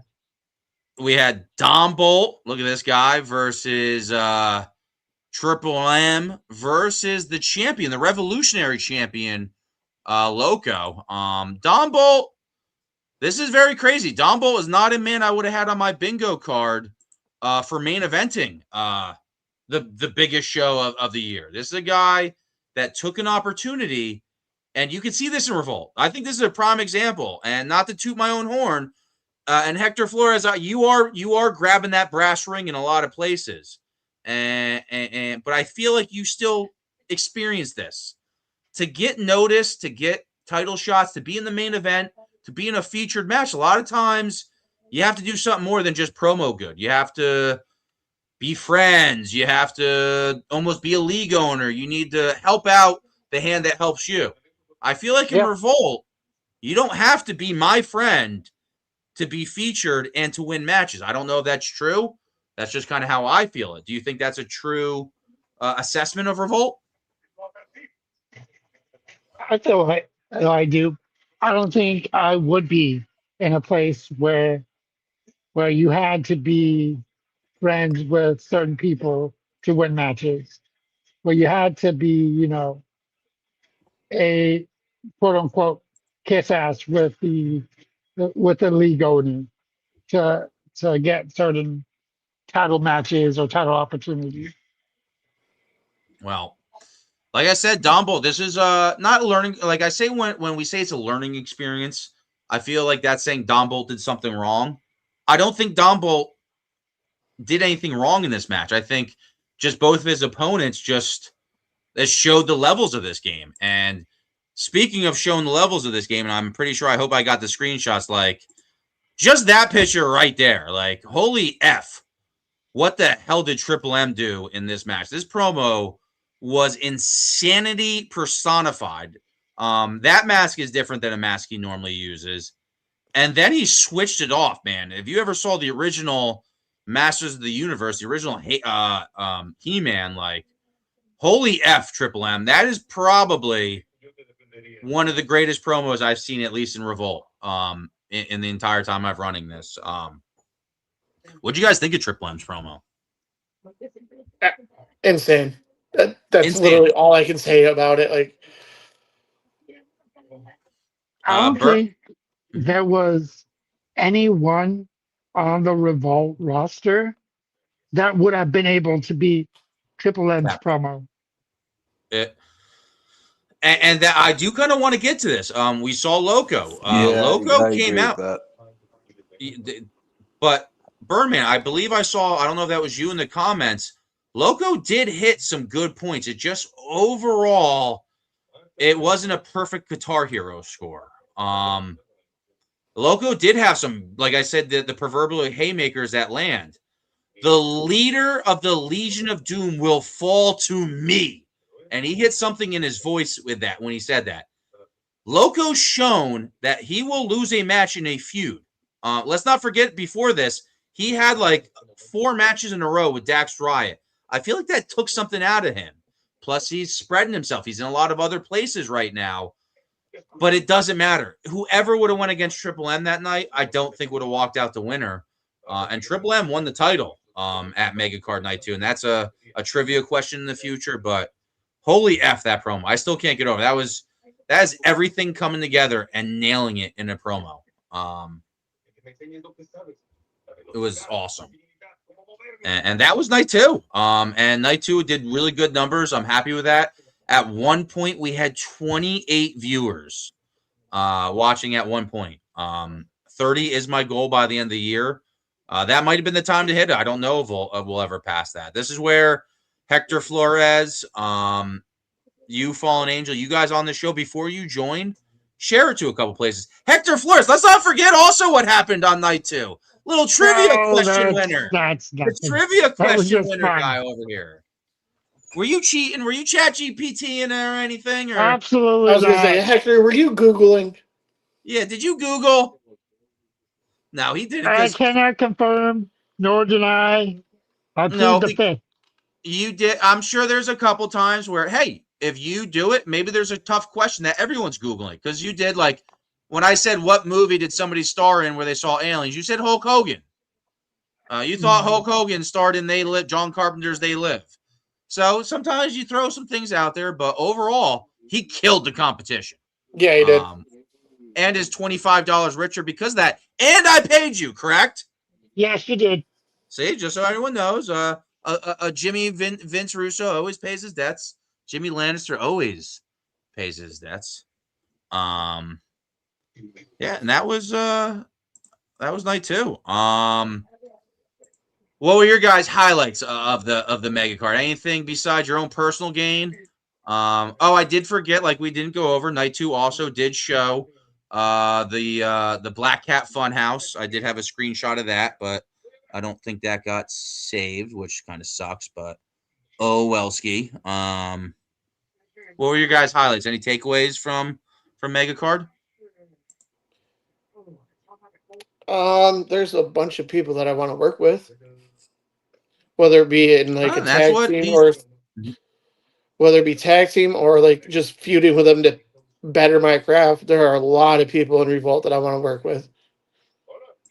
Well, you have it. I mean, do these signups, do the hypes. That's where, And we're going to go. I have some of the hype saved. Unlike the stills that I wanted for Mega Card review, I do have most of the videos I wanted. Hopefully this video was not too big in a file. Where is it? Wait. 1 minute. Oh, for background. That's why. So here, actually, so speaking of that, we did hear from Dombo after that triple threat match. So let's hear from Dombo. This is before the match was scheduled for Hangover. So let's hear what Dombo had to say as a post-match vid drop. I can't believe how I lost. Biggest opportunity since I've been in Revolt. And I lost. Because, damn, the beast inside of me wasn't enough to win the belt. Triple M, you pulled a rabbit out of your ass and you won. Congratulations. But it doesn't mean that I'm done reaching for that belt. I will see you again down the line. With that title, without that title, I don't care. I will see you again. And I know how this works. You lose a championship match, basically, you get pushed back to the line, and someone else goes up. That's fine. I don't mind doing the work to get back to the top. And trust me, I will keep coming after that title. The chase, the journey to get to that title is the fun part. The Summer of Bolt is still going to be the Summer of Bolt, whether anyone likes it or not. And who knows? Maybe on my way to the top, maybe I'll win some other things on the way. Some other titles on the way. Hell, maybe the next time there's a battle royal, maybe I'll just jump into that. But whoever is next against me, hell, Jimmy already put up a sign-up sheet for the next show. I was one of the first people to sign up. And whoever gets put next to my name on the next show, I feel so bad for you. Because I'm going to take out my fucking frustrations on you. So give me whoever you want. They are going to get their ass beat so fucking much. I will prove by the time we get through the entire summer that I'll be right back in the title picture for that revolutionary title. Let the Summer of Bolt begin. Well, we do know who he's getting next, and that's you, Hector Flores. What do you think about what Dombo had to say out there? You know, I have a lot to say about Dombo, and I'm not gonna spoil anything or give any too much away. But just know, I've seen what he's been doing here in Revolt, and I'm aware of who he is. He's gonna have his work cut out come the next Hangover. Which we're thinking Thursday. Thursday is going to be that. So if anybody wants to take some time, we've seen some people killing it on hypes. Conspicuous by his absence. We have not heard from Loco. Triple M is scheduled for the show to do his victory celebration. I just got this video across my desk. What is this? Revolt Wrestling place for fools. A cesspool of disease and deceit.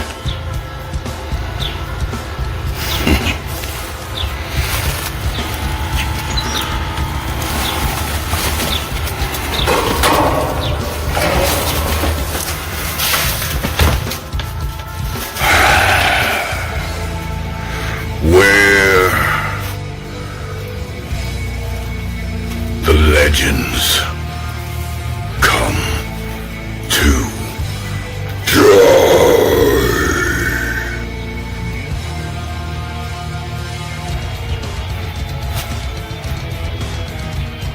People wear many masks. Now, my friends, a mask for every day of the week, every millennia to a century, and every revolt there has ever been. Ah, yes. How selfish of me. I have forgotten to introduce myself.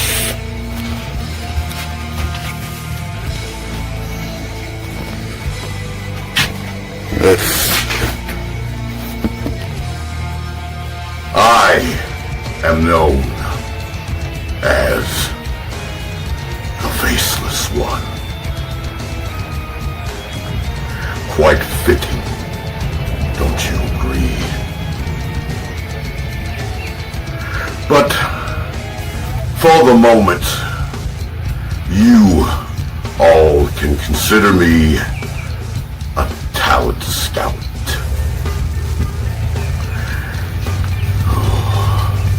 What fun shall be had?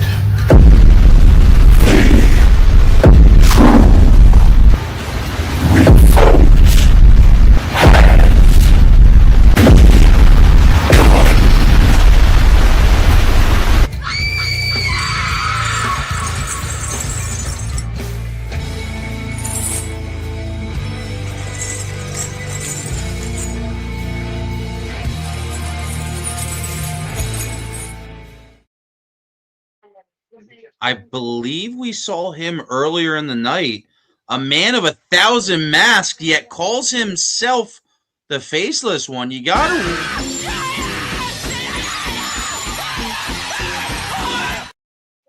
Ow! What the hell was that? That's weirding me out, man. Wow. A lot happened over there. Dombo was in the comments saying, I think he wished you luck. What did Dombo have to say over there to you, Hector Flores? Best of luck, Hector, but you won't survive the hangover. We'll see about that.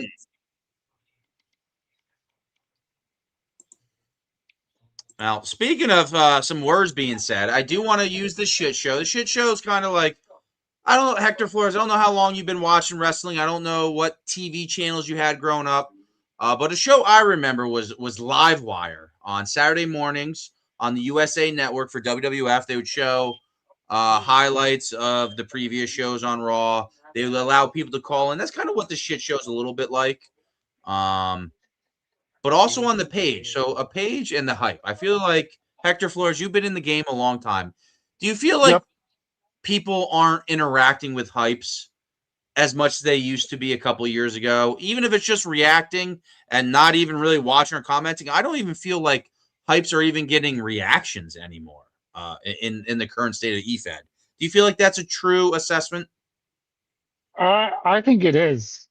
It shows who really is watching the product and actually putting an effort into what they're doing, and who just shows up for the show.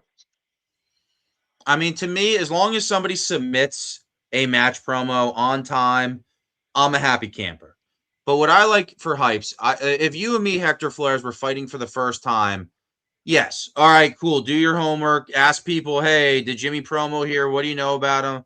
That's their own prerogative. That's not my style. I like to come out and do a hype immediately to give my opponent something to work with. A lot of people are afraid to do hypes because they feel it would give somebody something to work with, or they're going to use some of their material. But I feel like hypes, right? What we're trying to do is tell a story. A lot of people look at the comp aspect of this game as I have to win and I can't lose. So a lot of people are afraid to kind of play the hype game. I love playing the hype game. I want to give my opponent everything that they can use, and hopefully they come out and hype back at me so I can kind of know what kind of match, what kind of story we're trying to portray for the audience. And I wish more people would do hypes in promos, but I'm just a simple Jimmy, so what do I know? But people that are taking advantage of the hypes, we did see this promo after Brother Moses won. I screen grabbed this one. I didn't edit this. Here's the saint. I can't. That is me. After all my hard work, I truly like to thank my benefactor, the American Psycho.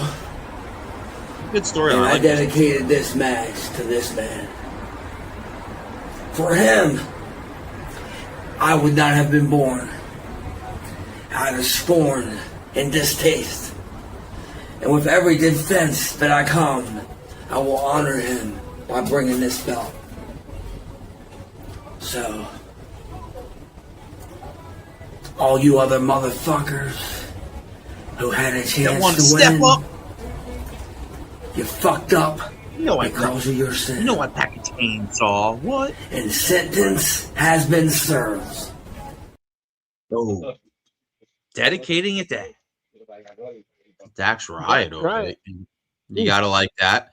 And like I said, have you seen some of the hypes? Have you watched any of the I guess American War Eagle, he calls himself something else now. We're gonna go to it, but all three of these guys, we see a match that's scheduled for next week. Casey Lujdor, the returning hybrid former champion, going against Brother Moses, the new hybrid champion, and that Battle Royal pre-show winner, Hector Flores. A lot of these guys did take the time to hype. They actually did a lot of hypes on the page. I did select a couple of them to go through. Hector Flores, like I said, I don't want to be keeping you here, but if you're here to enjoy the ride with me, I'm going to go over some of this stuff. And if nobody else jumps on, hey, this is just a preview and a review show. But like I said, I did want to highlight some. What's that? Absolutely. Nice. Thank you, Hector Flores, for being a team player. So let's see. I think the first one, pro number one. So once the match was scheduled, this is who came out first. So let's see what Brother Moses had to say. What? Really? What do I need to do? Don't concentrate on Casey, the luchador. Don't do that, okay? What about the American War? No, he's not the American War Eagle? Because you're the American Psycho? Okay. Fuck him up? Okay. Okay. I hear you. I gotta go. I think somebody's watching me. Good morning, fucking revolt. It is I, the Saint from Cell Block 7. You know what? I just got some orders from my benefactor, and I am in hot pursuit to bring some justice that I know from my hours in the pen. My time. Now I get to show you. So KC, just sit back and watch the beating, because I'm gonna make both of you bitches hold my fucking pocket and make sure you don't put down your britches. This is not learning. This is going to be a little burning. Moses, a.k.a. the Saint from Cell Block 7, is here. And you two little bitches better fear.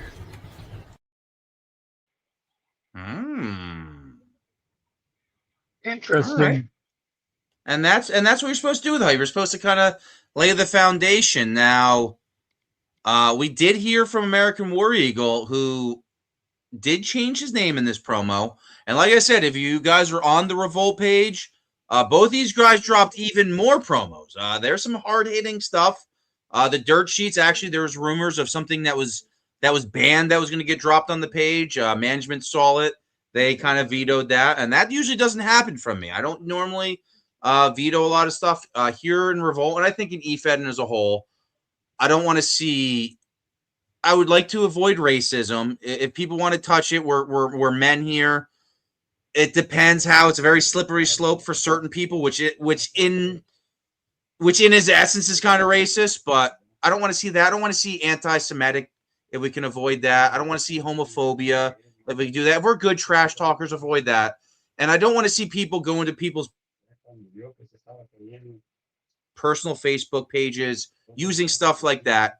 If there's stuff that's in your past that's been talked about, to me, I don't like that style, but I want to let you guys tell the story. If somebody comes to me and tells me something's not, they don't prefer to see it, I try to do my best to respect that. But I hope that person in question that says that they're putting their moral foot down, they don't have a history of stepping over that proverbial line that you should not cross. So with that being said, let's see. And also, if you're going to talk trash, like, I don't know, I hope you're good at it. Some people, I don't know, might not have the best personal awareness or self-reflection. But with all that being said, American Warrior. I know that I came back as a surprise and won my third, which I'm 3-0 in Rumbles. But I'm no longer going under who you think I am or what I want to be or what you think I should be. No. I am going as just the authentic one, Jay Thorne. And you know what? As soon as I got put on the card, two people I knew.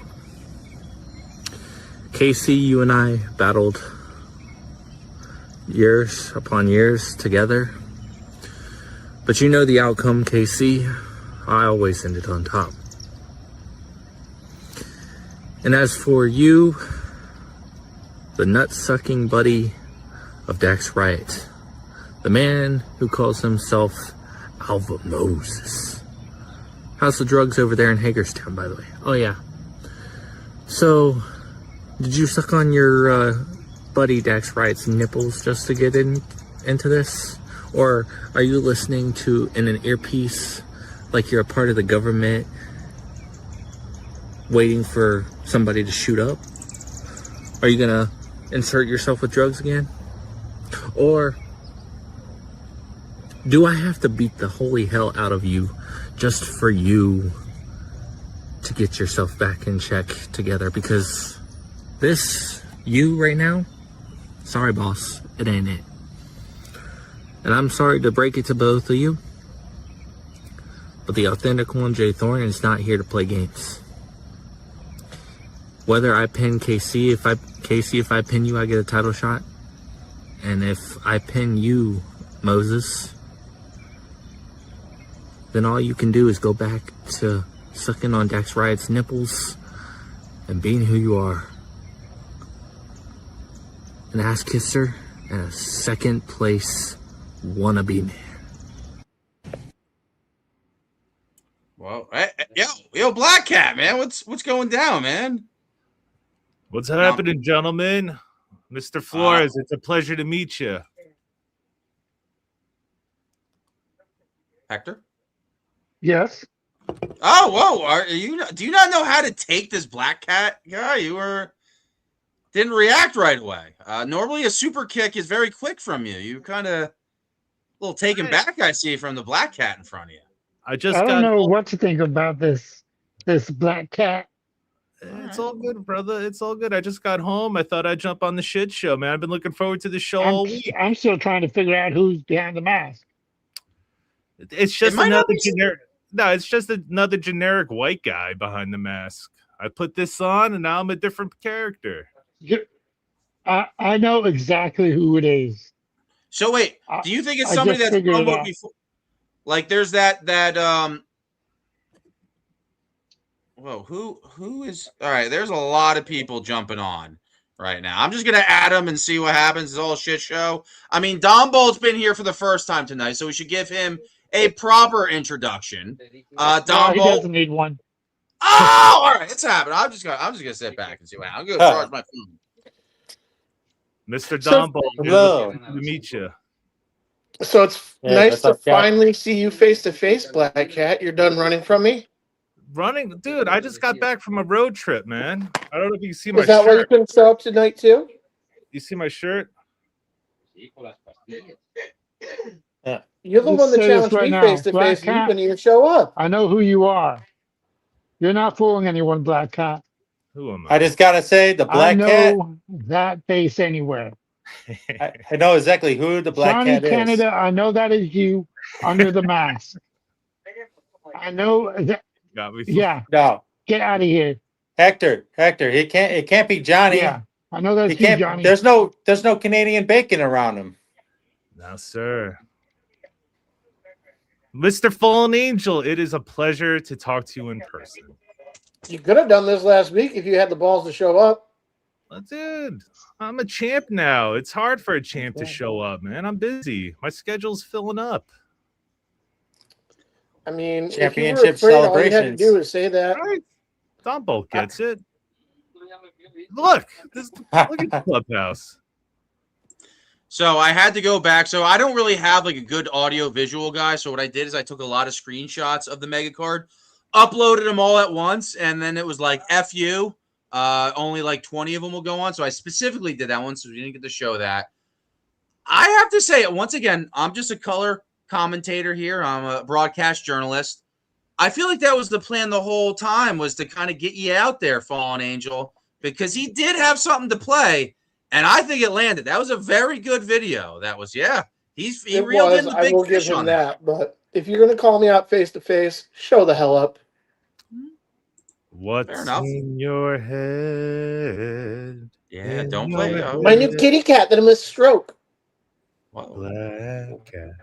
What's that? That's an interesting rag you got on the top of your head there, Black Cat.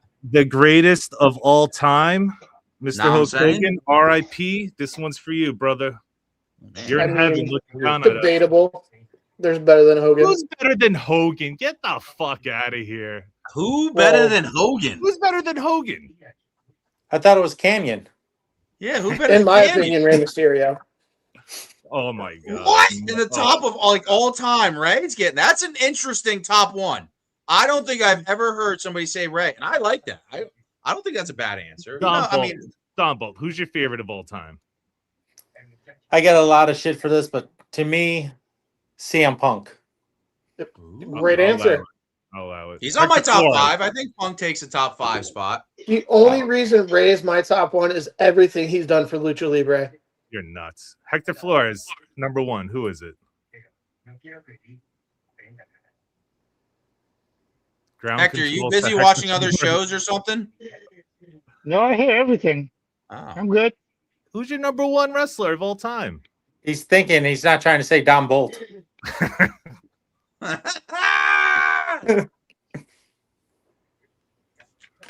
Johnny Canada. Johnny Canada? Is that what you said, Hector Flores? Johnny Canada is your favorite wrestler of all time? That's crazy. Absolutely not. I hate that. So you don't know what I'm saying. I hate his guts. Why is that? Man follows me everywhere. I'm getting a restraining order against that man. He's following me everywhere. Hector got some bad Canadian bacon one time. That's the reason. Don't eat that shit. Well, Jimmy I mean, James. Jimmy James, who's your number 1 of all time? I mean, honestly, if we're gonna say who's the best to just step in the ring and do it, it's look at box office. Even though his career is not that long, The Rock's the greatest to ever do it. I mean, The Rock just showed he knew how to do he is the Michael Jordan, the Babe Ruth of professional wrestling. He took Hogan's blueprint and went that much further with it. Now, business-wise, did he change the business? That's not what we're asking. Who's not the most influential? Who's the best professional wrestler? I think The Rock's number one. Now, number two is because I think 4 out of 5 of us could probably beat this man at one point in our lives in a real fight. Shawn Michaels is honestly, Dumble, I think there's a time where you would have tapped him out in his life. Yet Most likely. He goes out there and beats Vader, Psycho Sid, and you're like, no, that makes sense. He's also one of the greatest professional wrestlers of all time because he goes out there and he just makes it look good and believable. We all could have beat him in after 98. What's that, Black Cat? You got Michaels over Bret Hart? Bret barely cracks the top 10, I think, for me. God. Now, granted, Bret Hart. So, what's interesting about Bret Hart? Bret Hart's never been laid out. He's always rolled up or hurt when he got pinned. So I gotta like that. The best technical wrestler ever. Yeah, I don't know. I don't know as a total package. I mean, his 1997 work in WWF was amazing. Who knows what would have happened? I would have liked to see what he would have had to do if WCW didn't fold. If he got to work more dates there, let's be honest, he didn't. Nothing else would have happened in WCW. But if he could still go in 2002 and beyond, could he have finished his legacy and raised his stock? Absolutely. But Bret is a solid wrestler. But I'm also a little bit of an Owen guy. If you're an Owen guy, it hurts your status with Bret. That was my guy. Owen, I don't know if he crossed. But my controversy, Jericho's number 3. Jericho, some of his characters, just the best staying power. But if we're talking the best professional wrestler, like just any character in the game, Vince McMahon is my number 4. That man, who's more entertaining than that guy when he's on screen? God damn it, pal. You're very famous. Nice. Such good shit. People power. I'm kind of surprised no one has said John Cena yet. The GOAT. Yeah, because to me, Cena barely cracks 10. Interesting. He's a good person to work with, but since he left, I did have a hype from this man, so I'm going to bring it back full circle. This was an 18-second hype, so I do appreciate it, but let's hear from... It's crazy to think that I haven't even been in Revolt Wrestling that long, and on this show, I'm going to be one of the co-main events with my boy Dax Riot against Soulstar and Bojack, so you boys better watch your ass because I'm coming to make a name. There he is. Plain and simple. Good job. Hey, I would like that. Then better than nothing. Come out and say, and he did bring up. So he has a tag team match at the Hangover. He's teaming up with Dax Riot, the guy that kind of brought him into the game. They're going against Bojack and Soulstar. That's going to be a pretty tough uphill battle. We call that the Black Cat. My money's on Bojack and Soulstar. What do we call that? What's the T-shirt you're trying to sell me, Black Cat? Black Cat effect. See what happens? I gave him the rub. Now look at him. I turned nothing into somebody. Man, I'm good. Interesting. Well, speaking of getting a reaction out of people, we did hear from the American War Eagle. Now the honest one. What was his new name? The authentic one. Like I said, he talked to some trash, and like I said, on the page, all of you guys, these guys go more into it. But there's some deep-seated resentment. I don't know if it's the right word, but there's some heat here. So this was Brother Moses' rebuttal to what the authentic one had to say. I know that I came back as a... Jared, you know what's funny? What's really fucking funny, you call me out for being a druggie, but a druggie don't get championships. And you know what? I'm going to admit something to you right now. I'm going to admit it right here. Right now. Here in Revolt. I can't believe how I lost. Who's got fat fingers? Jared, you know what's funny? What's really fucking funny? You call me out for being a druggie, you know, but a druggie don't get championships. And you know what? I'm going to admit something to you right now. I'm going to admit it right here. Right now. Here in Revolt. Okay? You're going to hear it for the first fucking time. I am an addict still. I am. I'm still addicted, bro.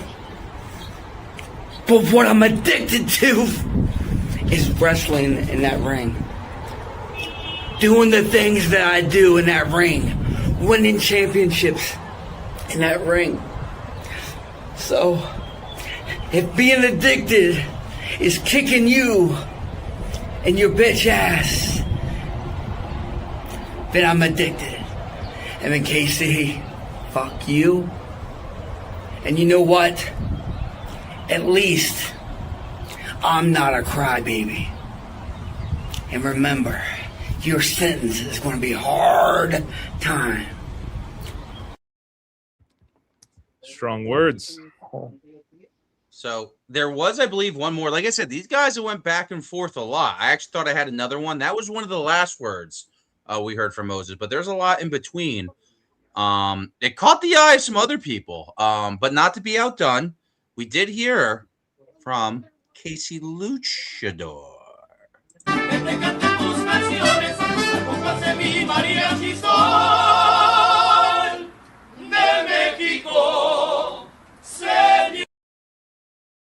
Well, Revolt Wrestling, as you know, I am no longer the Revolt Wrestling Hybrid Champion.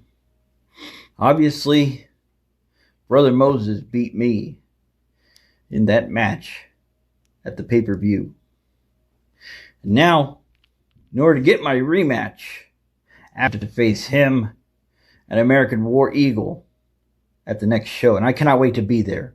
You know something else, my luchadors of Revolt Wrestling? As I was recovering from the Hybrid Championship melee at the pay-per-view, obviously the Hybrid Champion Brother Moses and American War Eagle decided to come on every social media outlet in Revolt Wrestling and hype up about this match. Well, I'm here now. I'm going to be ready 100%, whether you like. Oh, Casey Luchador, you see what you did? You scared Hector Flores away. Casey Luchador, you got to feel bad for the man. Was on top of the world going into Mega Card and was put in a hellacious six-way match, the worst odds of retaining. But before we go, this is, I believe, the last video we're going to play. Are you calling for me? Okay. Dom, they don't want you. They don't want you at all. You're E-Fed. Gotta go. They don't care about you. Oh, we lost him. Did you turn the lights off? That doesn't make you disappear. Did you just turn the lights off on yourself? Man, that's gotta be Sting! So this feud, though, on the page did catch the ire of one other man. So like I said, this will be the last video. Besides, I think we'll end the show when I officially end it. We're gonna rewatch Triple N's promo. Oh wait, there's two Dom Bolts? Yo, what are you? Yo, we don't do Naruto. We don't do Dragon Ball Z fucking splits over here, man. What's going on over here? I don't know why there's a second screen up. I don't know why either, man. You're tripping me out. I lost the audio after you played KC's. So, there you go. Oh, look, TMX is on the show again. Look at the tits on that guy. Holy shit. Like I said, I was going over the triple thread. And after this, folks, if anybody wants to join, I just really wanted to preview and review these shows. If shit happens, shit goes down. But like I said, speaking of shit going down, this triple threat match did catch the ire of somebody. So let's hear what this man had to say.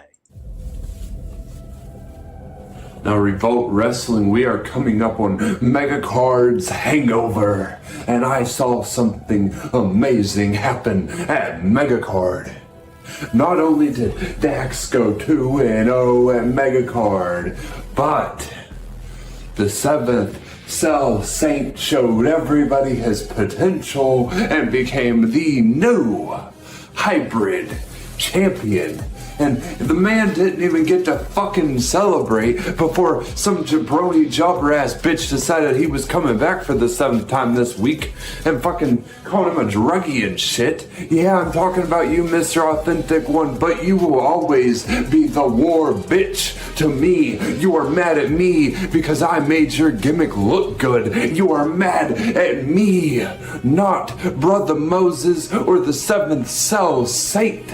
You have always been angry with Dax because Dax is levels above you and always will be. And everybody right here in Revolt Wrestling can see that and knows that. So, Jared, Authentic One Jared Thornton, or whatever the fuck you're going by these days, I would keep your mouth shut if you don't want me to keep coming out here and embarrassing you in front of everybody, because like I said before, I am levels above you. Now, I don't have a match with you, but who's to say I won't hide behind the curtains and kick you in the balls when you're leaving the fucking arena, because that is what the American Psycho Dax fucking Riot does. That was good. Man, Dax has come a long way, man. He's dangerous. Nice. He's a dangerous. Is Dax going to be the Undertaker of Megacard? I mean, right now he said he can technically say he's 3-0.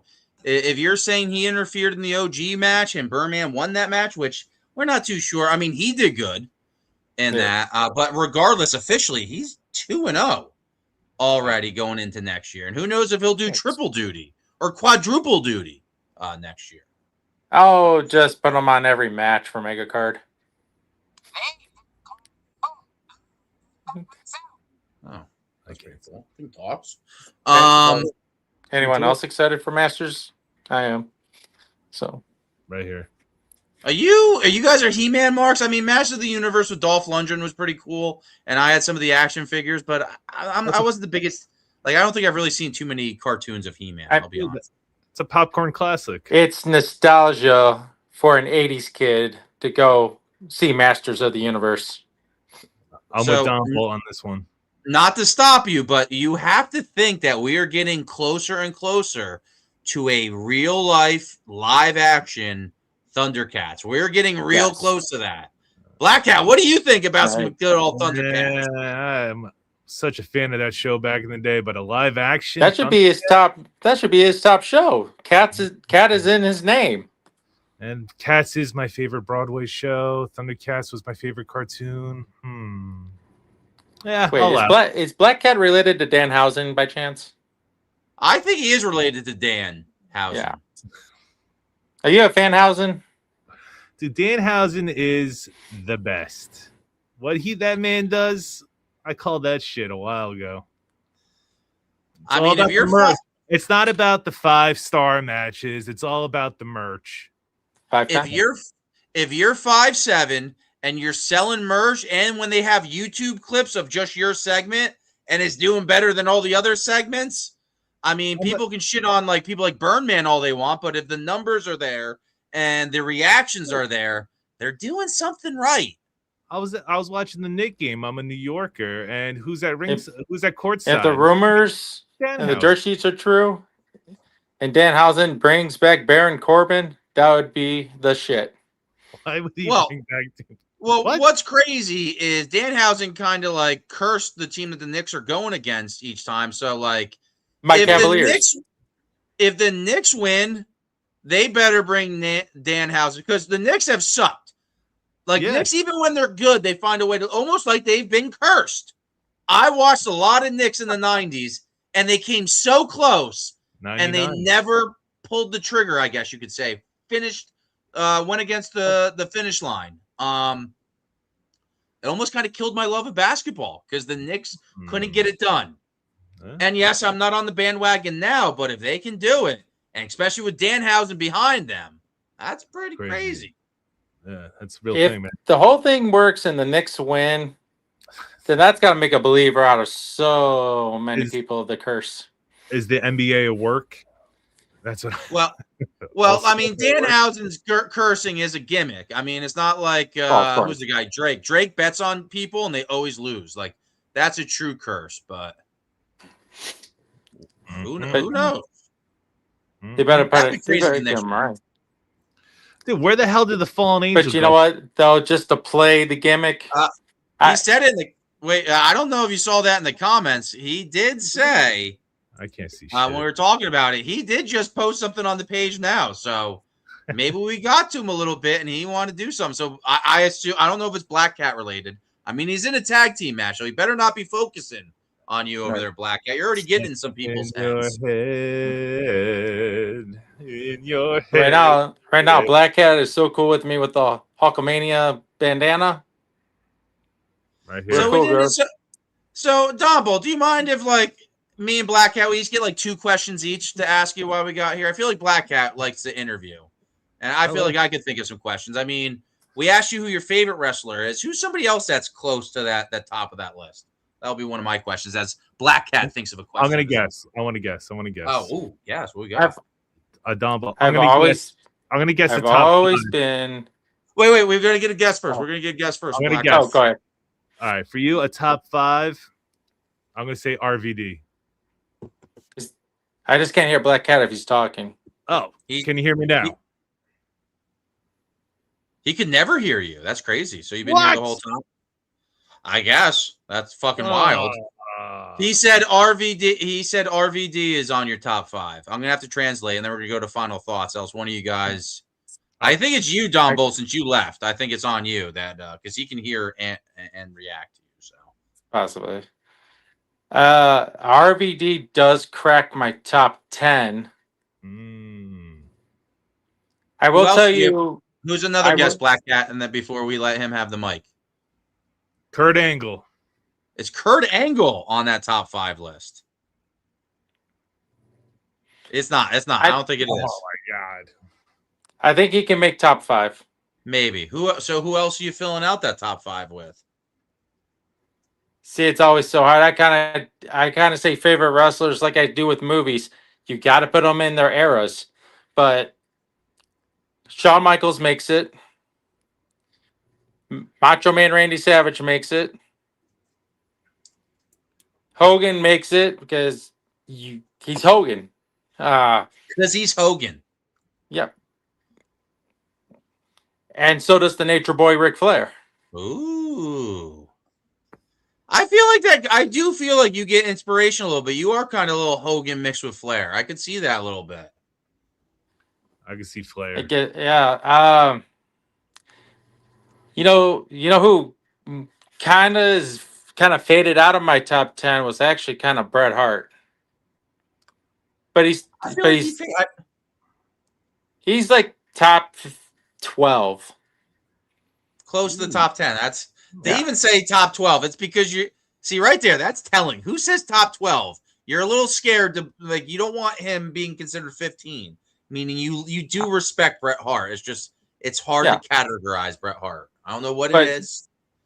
But to me, Roman Reigns is not top 10 to me. I'd rather put WrestleMania main events out of anybody too.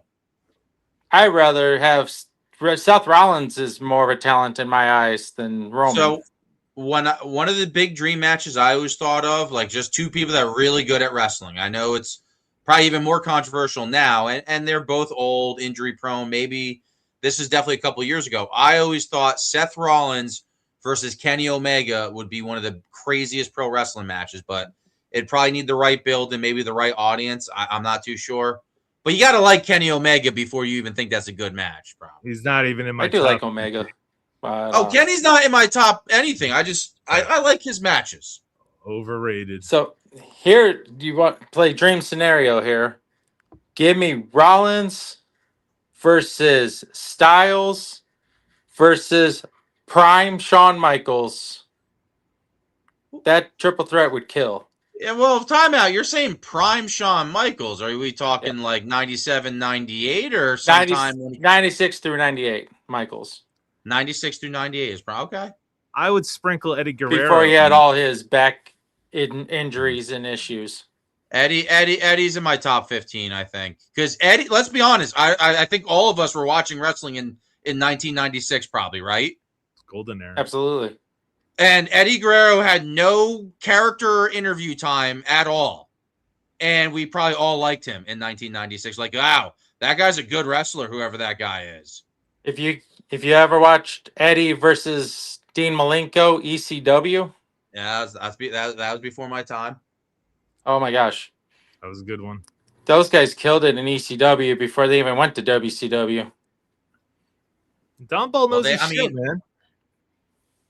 I'm impressed.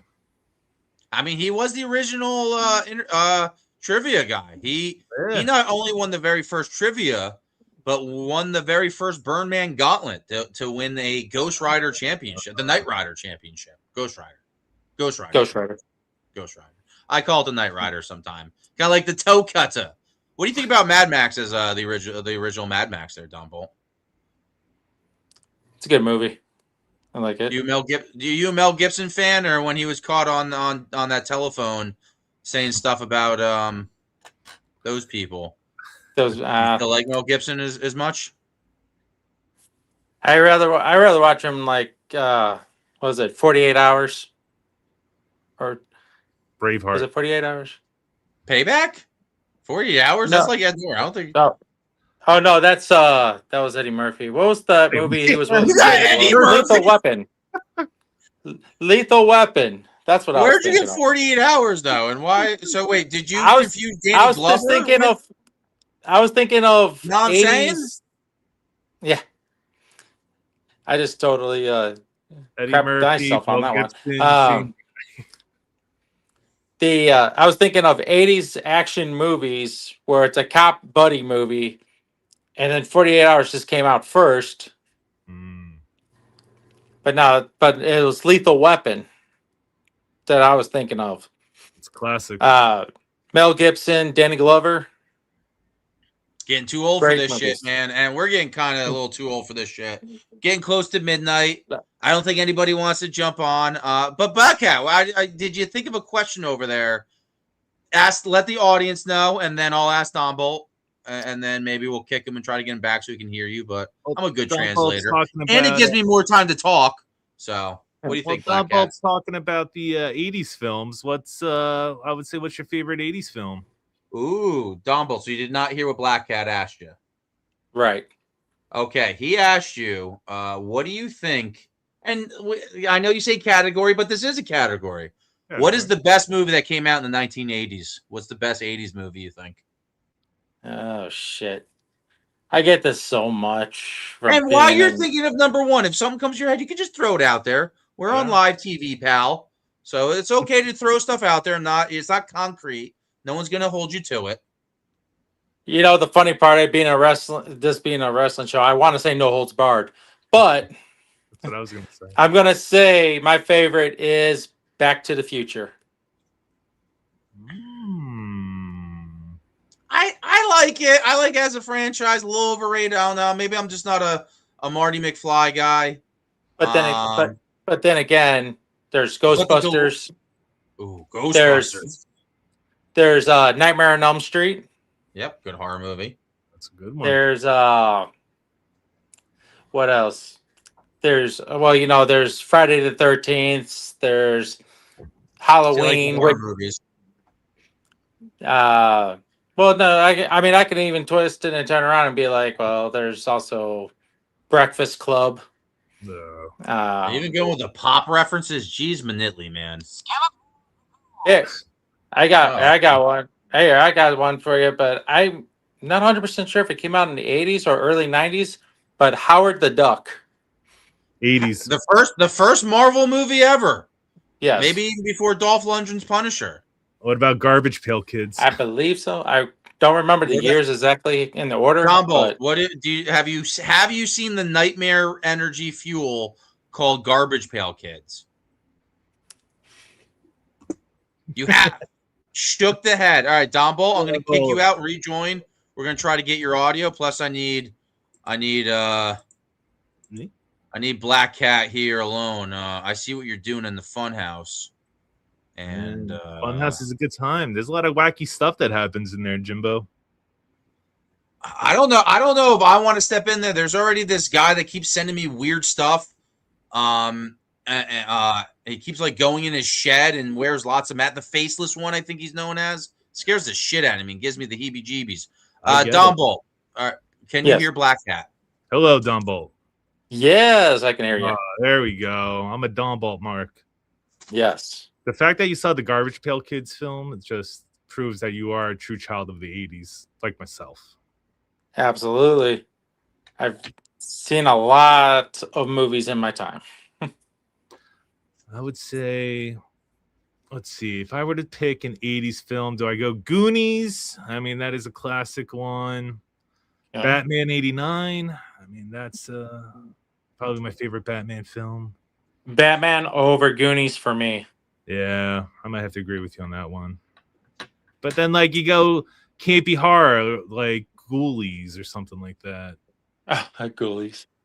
Oh, I love the B-rated horror films of the 80s. Oh, yeah, they're the best. They're just so bad they're good.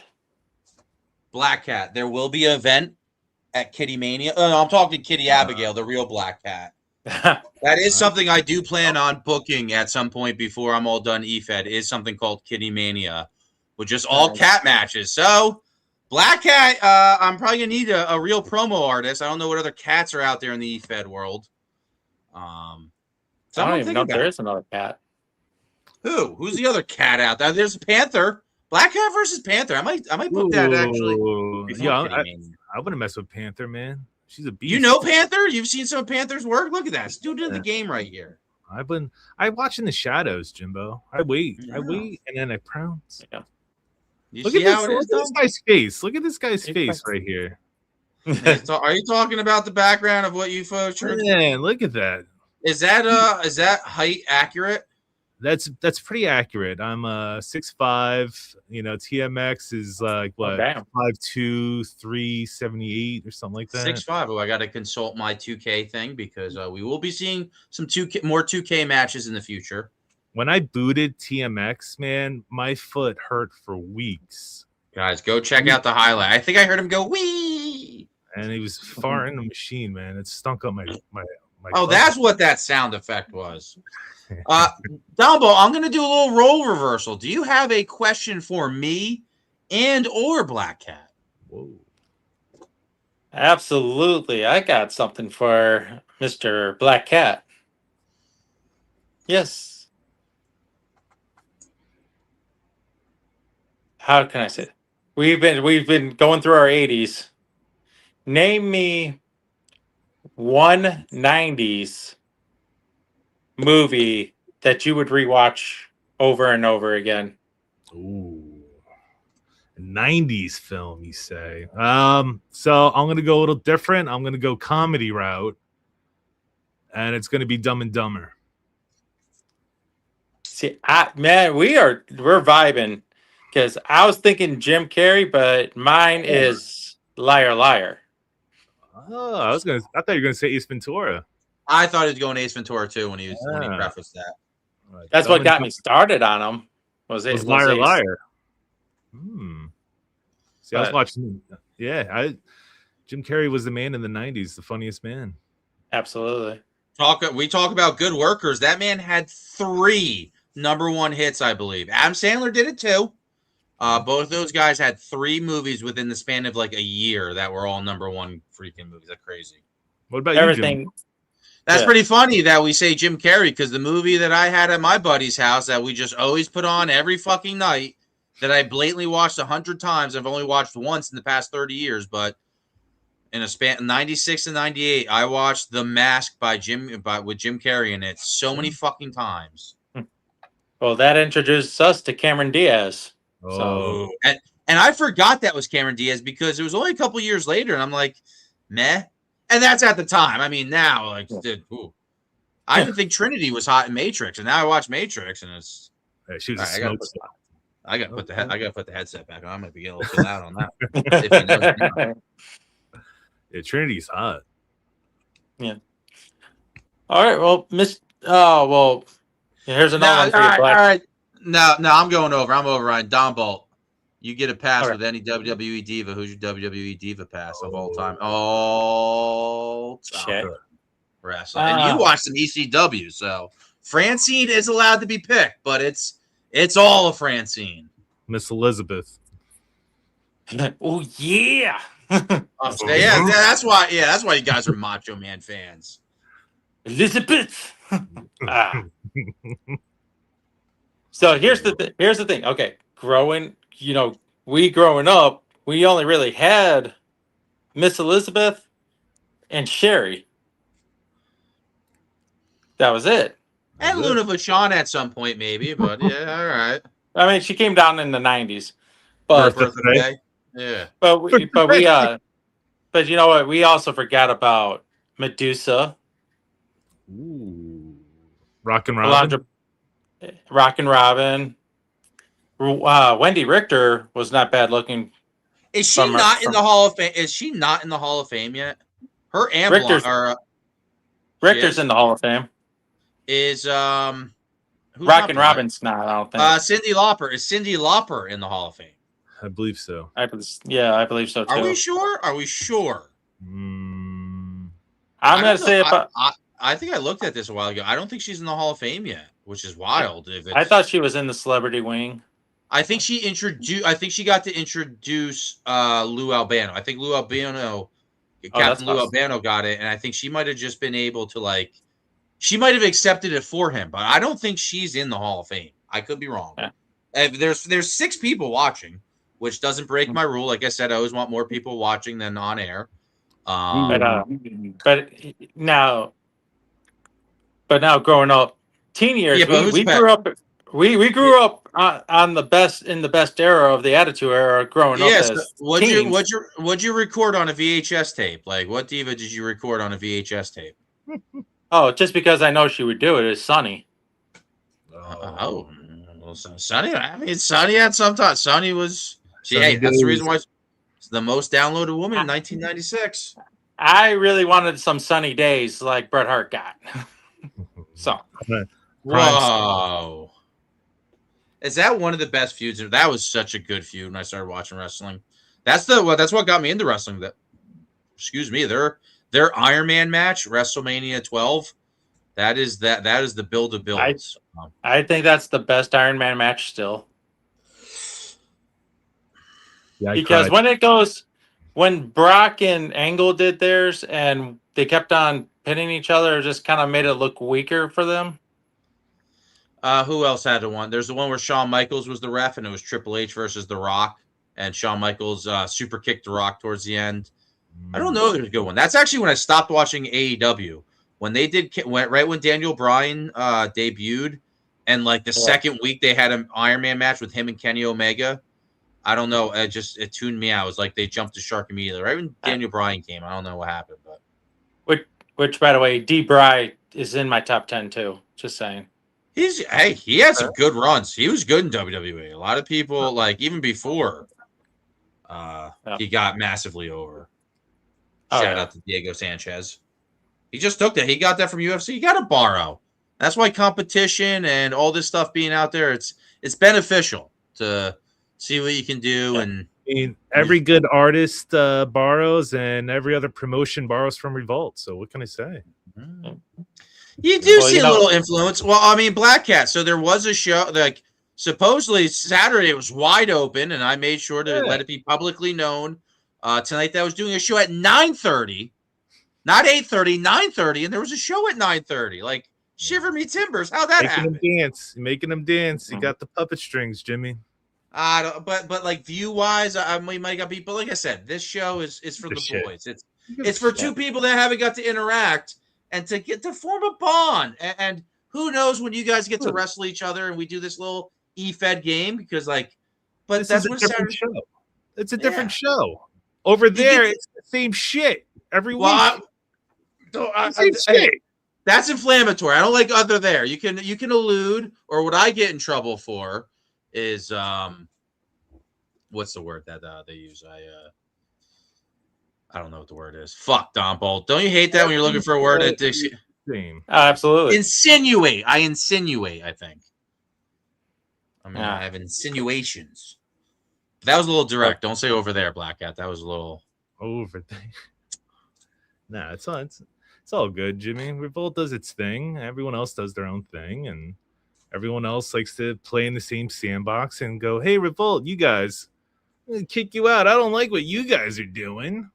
So one thing when I was taking the screenshots, I don't think I got a picture, is of Birdman as he has his hood and his glasses and smoking a cigarette maybe and like in the darkness. A lot of E-Fedders actually do that and have been doing it for a while. It's weird though that like Birdman and a lot of people have done it a lot after, but Birdman's finding a way to make it synonymous with him. There's a guy in PDA, I believe. He goes by 3 letters, so I can't. TGA or something. PDA, I think, is the group he's in. He looks like Mad T, but he has the glasses and the hat and the hood on.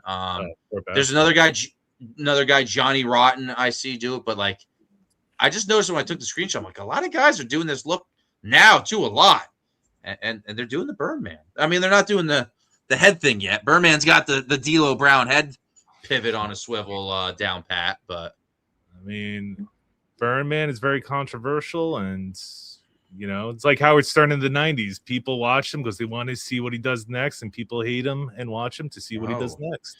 So we didn't bring up this Adam guy over here was talking about some of the Nitro girls. Let's not sleep on the Nitro girls. Let's not sleep on Kimberly, or let's sleep on Kimberly. Oh yeah, Kimberly, man. That's where Sean met his wife. Well, he hit up Diesel. He was like, "Yo, Big Kev, man, who's that girl over there?" And then he found Jesus, and that's the Shawn Michaels we got now. But I did interrupt you. One of you guys was going to ask the other one a question, and I don't know if you guys have a horrible short-term memory like me. When I asked you about the Hot Diva. I want to ask you a question. Yeah, E-Fed question. I'm very new to the E-Fed world. Mm-hmm. Despite what other people say that they think I'm from another place now, I'm very new. This is all new to me. But you see that fat guy right here, right below me that I'm pointing to, and with his mouth open? Not Don Bull. I get, but he is in red. He is in red with a beard. It's actually pretty bad that you say that. They do look a little. It does look a little close, but Don Bull has a lot of inches on TMX. So yeah, I'll once again be a color commentator on this. But yeah, you're talking about that guy. Is it true that you gave him the moniker TMX? Not exactly. I feel like me and there's a man known as Adam Smush. I believe when it started, I forget what he went by. He was Tyler Extreme. And I watched his promos. I feel like he hasn't regressed necessarily, but he's always been, I think, underrated as a promo artist. What is this cat doing? So he was brought into a group, Smush Inc., if anyone knows, with me as Jimmy Jams and Adam Smush as the guy. And we were trying to find a way. He came out with a really like ECW, like shoot style. That was a TMX that existed. And he does get some balls on him. I got to get yes, it's easy to take the piss out of him. We all see like some leagues just like making fun of what people look like. I don't believe in that game. I listen to the words that these people say. And yes, TMX was kind of crafted. Some could say I helped build his confidence a little bit because I don't tear people down when I have matches with them and whatnot. So you were a supporter of that gentleman. Yep, with Smushing.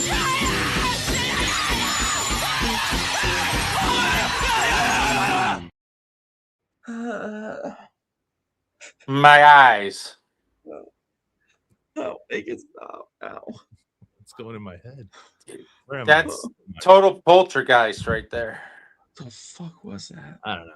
See, my problem is you screw Revolt over, I come for you. I don't care where you promo. That doesn't matter to me. It's you screw this company over, and you are a target.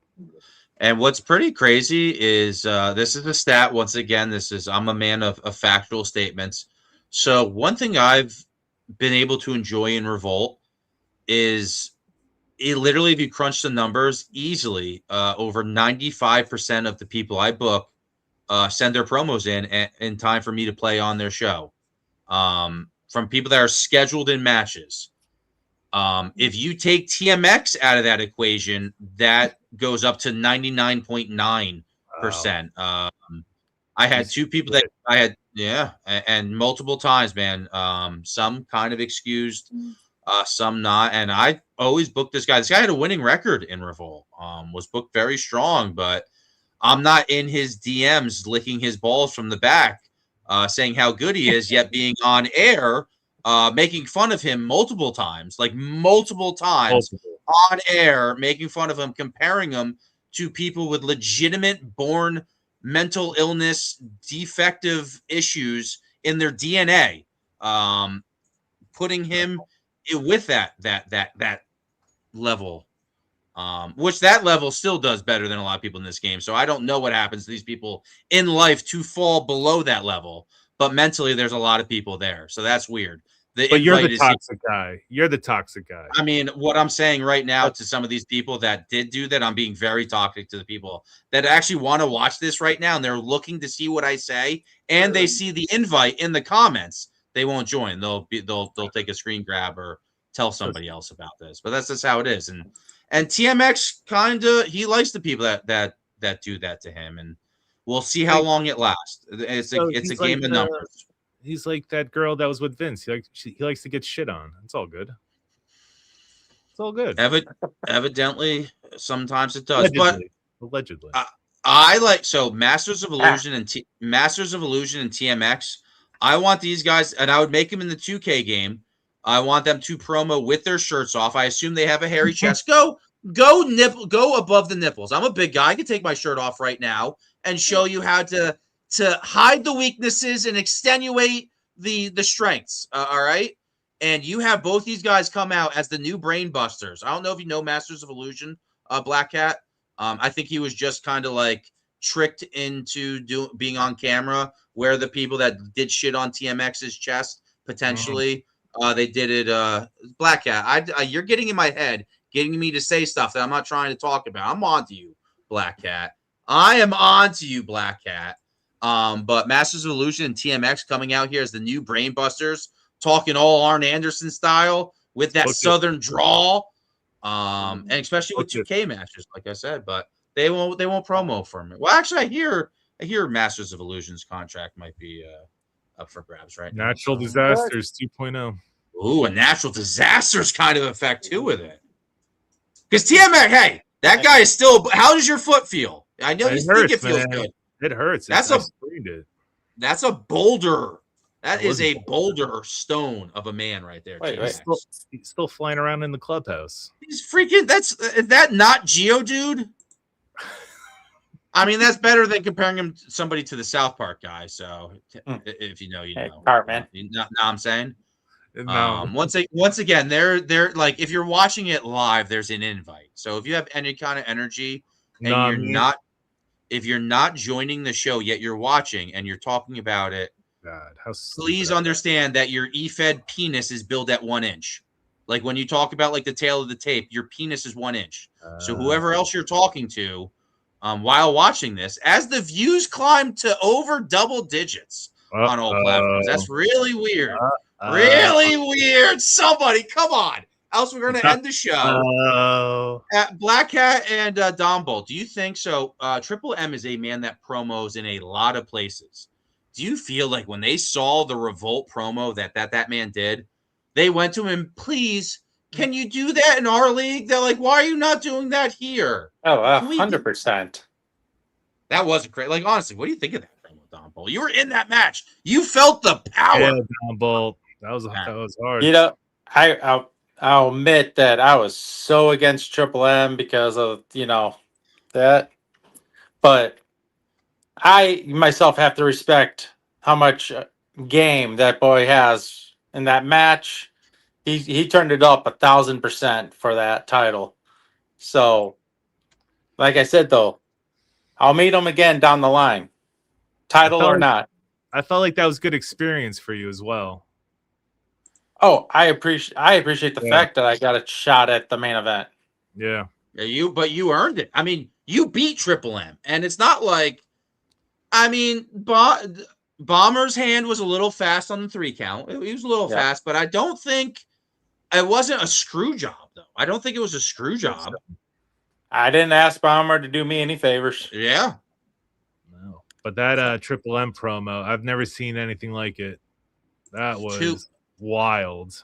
I mean, Black Cat, I don't know if you're hiding any masks in your repertoire, but you can see what a change of a mask at the right time can do for you. And he did 2 mask changes in that match. And the music, and he like timed it right. Dirt Sheets, I did hear something where he was doing his promo, and like on the first mask, like something ripped or broke, and like almost might have fell off ahead of time. Oh, imagine that happened. Imagine if that actually happened, but it didn't. Came close and still nailed it. And sometimes you have to go with it. He thought, I believe, this is all Dirt Sheets. I don't know if this is true, but I just still can't believe how all those things came together in the promo. But one thing I did notice, not to get all catches Cam British style, but I'm really upset that a lot of my pictures didn't show. One thing I didn't truly understand when he was doing his promo, did I delete all his pictures? Is this little thing in the far left corner. And that shows up in a lot of his things. And it's a filter. But why does it always stays in that corner? I know he has the other thing, but it's just, I don't know, it's very distracting in the left. It was in all of them. He didn't need that filter. I mean, the visual itself is a masterpiece. Like, did this guy go to film school? Like, unbelievable. And he, like, just to think about, like, putting the news, changing the mask. A lot of people just say, oh, green screen, get better at green screening. Your editing of the background is only so much. You need your music. You need the lighting. Yeah. It's a masterpiece. Yep. So to go back to the hard cam where we're all on screen, Dom Bolt too. That was but like I don't know what that corner is, but still, I don't know. Triple M knows how to fucking nail it, man. He is that promo would oh man. That would pass on regular wrestling almost, I think. That almost reminds me of like The Ring, how the TV just goes black. Well, and you do see it. But I mean, Black Cat and Dom Bolt, both you guys are kind of new to this game, and I haven't really seen you guys use too many filters. I mean, the Funhouse had some edits to it a little bit. It's just that. It's fun, little characters, little sound effects, but I don't use a green screen. I use practical effects. I called up TMX, told him to come on over. I pay him in donuts, and he showed up. I mean, I guess he showed up. I see what you're doing there a little bit. He hopped along, cracked my driveway. I mean, since I have you here, what can we expect in your championship celebration? I mean, it's just that, I'm going to address the Black Cat games coming up for the WTF title. I think the Fallen Angel, I show up, I'm here hanging out. He disappeared. He wants to challenge me again for the title again. All right. I'm going to present him some games. We're going to have some surprise guests. Ooh, that's what I'm here for. I already see what this guy's cooking up. I mean, this is... We're gonna have fun. This is one thing. I mean, when we talk about and when you bring life to these other leagues, it is that's gonna put asses in the seats. It really does make people interested in the other program. And I feel like I actually pushed a lot of you guys. Dumbo, I don't know what you watch, but I feel like by letting you guys know that the other promo worlds exist, you check it out. When I started in the game, it took forever for me to realize that other leagues were out there. Like everyone's like, shh, hush, hush, don't talk about anybody. Don't give anybody clout. And that's why the numbers always stayed so low in a lot of these leagues my first year. But I mean, a lot of them are the same, I feel like. Yeah, it is. I mean, look at Revolt. Revolt, you don't see a lot of the people that promo elsewhere. Dombo, you just said you don't promo really anywhere. You have what? One other league you promo in right now? Two? I guess technically, I keep on getting invited back to Elite. I was on Elite Mania's pre-show, and you did the crossover. And Elite, we have a working relationship with, so that's good. But you just showed that it's very few and far in between that you do a promo over there. And what's the other league that you're in? The one that you kind of don't like. Who'd you join? What? See, I don't. Well, first off, I don't dislike any league. WIN. Oh, okay. Oh, all right. You did. All right. See, so Black Cat. He actually was trying to help me out there by not saying it out. Yeah. That's not. I mean, yeah, that's a PR nightmare. So we'll just really, Cat. You're just meowing. I don't know WIN. Yeah, we don't need to talk about it. So anyway, Black Cat. Where do you promo? I am a part-time artist, if you will. Revolt only. If anyone hates me, you can find me in Revolt Wrestling. It's plain and simple. I will tell you that they can find you on the show right now. In my short run of doing this, Revolt has been the home. It is my home. It's a good place. Elite. It's a fair place. That's what drew me to Revolt. It is a fair place. I don't care what anyone says. I met Jimmy a couple months ago. He even judged my match fairly. He's like, I don't think the mask goes with the gimmick, but it kind of works. He gives constructive criticism to help you grow. These other places that judge matches, they don't fucking do that. They make fun of you. I don't know why the fuck you would go there and waste your time. That's kind of an interesting point, but you literally do get made fun of. So this is where I used to take. Yeah. See, and for me, with the lead, I actually started with Elite before Revolt, but I got kind of rubbed and mixed in with the wrong person during that time. Who is allowed to join these shows? Like I said, let them be known. That is the controversial Casey Cook. I'd rather you say that than the league you just said you competed in. But both people. I don't have too much of a. But he's allowed to come on the show. But he needs a trial on air before he's back released into the general public. Fun fact: he was. But it happens. I'm sorry. Cook was in that. Sorry to interrupt you, but that was a bad time in Elite probably for you. Yeah, and Cook was in that other league that we won't say those initials again. He was there too. I joined Revolt when Casey Cook was out leaving the door. That's like the time period. We left the door open, so when he was leaving, you were coming in. I snuck right in. I took a and spot. The thing that sucks is he's actually pretty good in the promos. I like his promos. I understood his promos. The problem that he was doing is he got personal. And then also didn't like when people then got personal back to him, and then it was a circle. And then when you try to put logic to it, and you can't put your foot in the line of the sand and then cross it as you're putting the line in the sand of what not to cross. But hey, he could always come on and tell his story. Thank you for saying I'm fair. But what I like to do is the people that give me the effort and you give me your ideas, I try to give you an avenue to then throw it out and enjoy this game. And then you have shows like this, and you have review shows where not only do you see me live react to it, but you get to see me give a bigger breakdown to it. You really do get a lot of interaction. There's some places you do your promo and they just say who wins. You don't even get judgment. So once again, the places that people think I hate, like EMP and maybe potentially Ace, we haven't really seen too much from Ace and all the subsidiaries. Ace Combat Elite. All right, Black Cat. If you know, you know, and I do know what you know. If you know, you know. I'm saying. But like you at least get a lot of feedback on those shows, and at the end of the day, it's cool and it's fun. I love hearing. We all do have an ego problem. We all love hearing this and getting the attention. As the numbers jump again. Interesting. Double digits again. I don't know. Hey, King of Controversy. Yo, bro.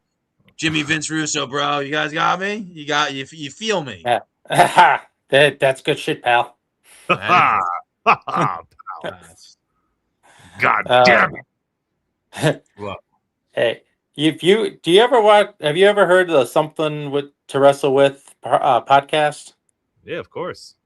Okay. Bruce Pritchard definitely has the best McMahon ever. Black Cat, what do you think about it?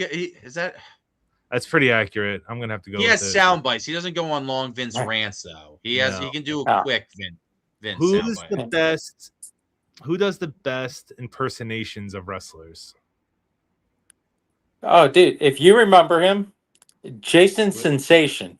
Yep. The kid that did Owen Hart? Yes. Yeah, he was the best.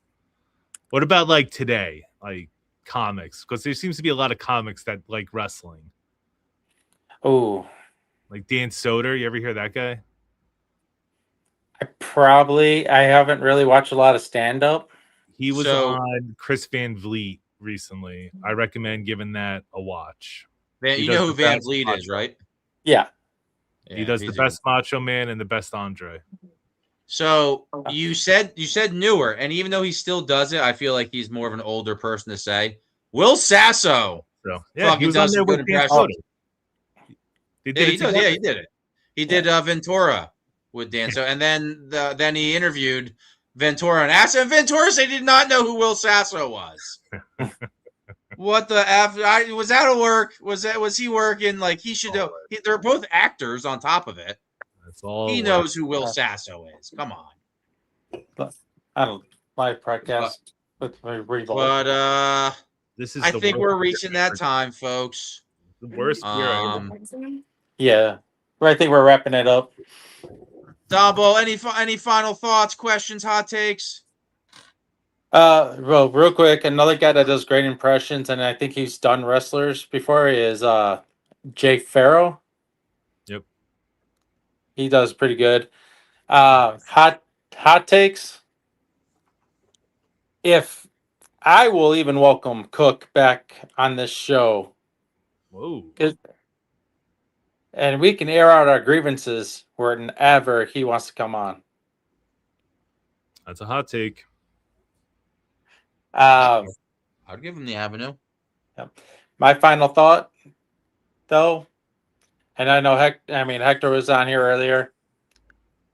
This is going to be my I think fourth main event for Revolt, and I know it's a co-main event, but I want to say, no matter what, it's going to be a great fucking main event. Oh, I'm pumped for it. And that's one thing, Don Bope, before you leave, I got to give you the devil is due. In this game, even if you can't win every match, there's certain things you can take from it and you build off your character. This is like when Cody Rhodes had that who's the most handsome, and he made the dashing gimmick. Yeah. You won the trivia. You won the Ghost Rider. You win these big matches. You're in the main event so many times, and you're paying attention to it and make sure the audience knows it, and you build your character. Every week, you find something to build your character with. And I just want to let you know, as a booker, I like that. And I love working with somebody like you. And you're taking the time to come on to a show like this and kind of further your character. So shout out to you there, Don Bolt. Thank you. Thank you. And it was fun meeting you, Mr. Cat. Mr. Don Bolt, it was a pleasure. Good luck in your match. No, I didn't get the kick. I didn't get to kick anyone off all night. So Don Bolt, fuck off, bro. That's not cool. I like Don Bolt. Anyone that heard, I was OOC on that one. Completely OOC. All right, guys. Don Bolt, thank you for stopping in. Black Cat, final thought, hot take before I do whatever comes in my mind, and then play Triple M's goodbye promo. Well, and anybody that wants to join, like, this is the time. There's still 7 people watching, so. Disappointed in Fallen Angel. You disappointed me again, my friends. I came on the show. We were going to have some little banter back and forth, and ran away. So good luck in your tag match. I'll be watching. As far as a hot take, Revolt Wrestling is the fairest place. I don't care what anyone says. If you don't want to have your match pre-watched and sent to the enemy, stay here in Revolt. You heard it first. And Allison, baby girl, I'll see you soon. Yeah, now there's things that are gonna get me in trouble. I gotta kick you out too. That's that. Yeah, what in the flying F is going on here?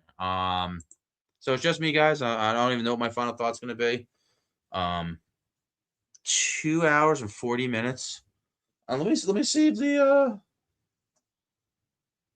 See if we outlast. I mean, I'm a man of numbers because like when you use some numbers in the right situations, it really upsets people. So let's just see Iron Man Award. Who went on longer? Let's say 203. Oh man, I knocked it out of the park on that one.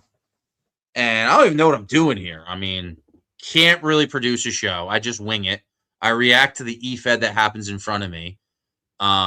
My DMs are always open if somebody wants to give me a spot on their brand. I'm probably a better commentator. And call bluff. Bring me on air and let me stink up the joint. But I probably won't. And I'll probably bring in views. So I'm gonna help your product and bring in views. Keep me out of the chat. If you got people that think they're funny, if you put me in chat, I'll show you that there's levels to that. And I have so many people that have me blocked and kicked out of leagues. I'm like, what? And now there's double digits again. See, this is where it gets weird. I am going to post the link again. Why is it going double digits? Have fun with me. I'll down the brew. I'll level it up. I'll handicap it for you guys. Yes, I know it's a little intimidating knowing that you can't kick me at any point. I get it. Believe me, guys, I get it. It's cool. So regardless of what you're watching on, dude said final thoughts, not declaration of individual. Yo. Yo, see, that's toxic, man. That's why I can't have you on here. You're too toxic for the toxic show, man. Not really. Just, I don't know. But anywho, that's the StreamYard. That's not an invite for you, Daxter. I really am wrapping up. Keep the comments going, though. I'd love to play your comments as we get to the final thoughts.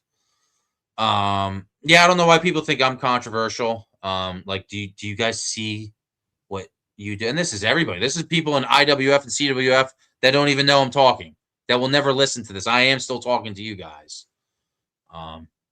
David Jones. I mean, I would love to work with that guy. If anybody's watching this that knows who David Jones is, do you guys know in the comments? Like, whoever's watching, there's 10 people watching across all platforms. Can you guys just say hi, please? Whoever it is. Are you just getting screenshots? Is this you? Is this you guys watching from afar? What's Jimmy doing?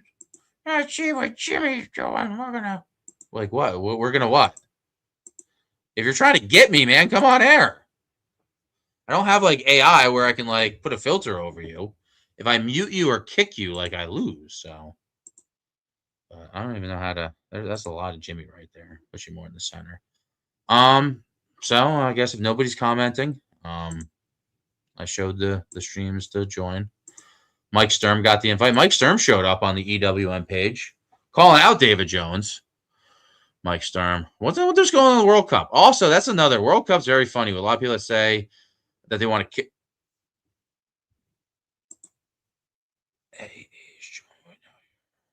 Oh man, whoever is watching that, they're gonna get mad. See that people don't like that stuff, but on the shit show, I think it's cool. We don't do too much of it on the regular show. I lost my train of thought there. Yeah, I don't know. I got Triple M promo coming now. Now we're at record heights. So that's so wild that there's more people watching right now than at any point in the entire show. We have a comment. LOL, they won't. Shout out to Brian. But like, why would they talk about it afterwards, though? Good morning. Is it Mike Stern? Oh no, it's almost 1 o'clock in the morning. Oh yeah, Mike Stern. So there's a lot of people that like kick people and say like they need to be kicked out of the game. They won't promo, blah blah blah. Yet they still sign up for the World Cup. So you're really not that passionate about it. It's just for some reason people love saying no or controlling who competes where, and they have very like loose in logic reasons to not let certain people compete otherwhere, especially when you see like what just happened. Like we did see in a promo that somebody literally threatened to kill them as their real government name. Like what are we doing here, guys? What are we doing here? Like I know people joined when I asked somebody if like we were pre-watching stuff and they came on to defend that. Like that happened. That's crazy to be associated with that. And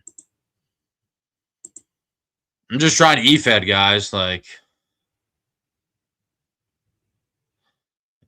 Carmen Sandiego over there doing the 1-2. Like I said, guys, we do see some comments. I got nothing else to really talk about. I'm thinking next Thursday, this upcoming Thursday, we will be doing the next Revolt show. I didn't get to fully preview the card. We have Bogan Brute versus Johnny Canada, the new Elite World Champion. So that's anything goes. I really want to see Johnny Canada come out with that championship belt or reference that he's firing on all cylinders right now, because anything goes in that match. And I want to see these two behemoths lock it up. Tag team match, like I said, Fallen Angel teaming up with Dax Riot to go against Bojack and Soulstorm. We haven't heard from Bojack or Soulstorm, really. Soulstorm. That's Soulstar. I'm sorry, guys. 3 hours in the show. A little liquored up. Once again, I'm not unbeatable right now. The defenses are down, guys.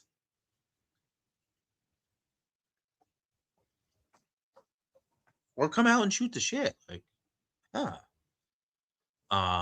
other matches are that night? Main event, Dom Bolt versus Hector Flores. That is going to be a barn burner. And then the hype match. You saw the hypes tonight. Brother Moses, the hybrid champion, non-title, will be going against the former hybrid champion, Casey Luchador, going against the anointed one? The authentic one, formerly known as the American War Eagle, Terion Koresh. This is an interesting match. I am making these guys promo under 1 minute and like 30 seconds. And I said, the more words you get in to that frame, you get bonus points. So words per minute. Beyond that, if you guys haven't heard, there will be a Burn Man ride. Once again, probably none of the people that talk the crap will ever join. Yeah, and we are like a trash talking league at the end of the day, where we even say trash talk over wrestling. And I'm out here saying, come and trash talk me. And you just sit there. And we see the same people that say, like, let's be honest, like Dr. Quack and Old School. These are two people that say, I don't like the drama, and then they do. And they should be our peers, our superiors. But that is what controversy truly does create the cash. And somehow mine's so effective, yet people won't play with me. Why not? I want in on the rah. I think that's Dombo. Steelio Lizards. It says it has a picture. Mr. Steelio Zards. That could have been like an acronym where if I sounded it out, it could have got me to like say something I shouldn't say on air. But guys, come on. It's hard. It's double-digit views again, so it's kind of hard to say like, hey, I'm leaving. There's an audience watching, and yet I'm not talking about anything. So like, what is going on here? I'm not interacting with me buying views or like my own television camera, my own like TVs and other devices. There's like 12 people through the 3 platforms watching, yet no one's commenting. So I guess it's time to go to the Triple M promo. I got nothing for you guys. Last shot at questions down below. We're getting to it. I don't know. I don't even know if I need to be on air anymore. Maybe I'll just book and see if I can find somebody else. Maybe I'll do YouTube Live. YouTube Live, I get freaking 70 plus people watching me if I just go through my phone and just do a random portrait mode live. Yeah, fuck you, British people. You got to put your phone sideways. It's always fun. That's my final take. So I'll take the glasses off. So like, you see all these new people that come into the game, and they're under like certain umbrellas and whatnot, and then they get to judge matches. You can see the wrestling style played out because they almost regurgitate the same rules. And then if you like actually ask them to pontificate on it and to make more of a broad spectrum of that hot take, they don't have it because they're just saying words they've heard before. It's like, oh, I learned how to do that wrist lock. Let me say it as a judge. A lot of judges or color analysisters like me, where you can even butcher a word and yet it still works.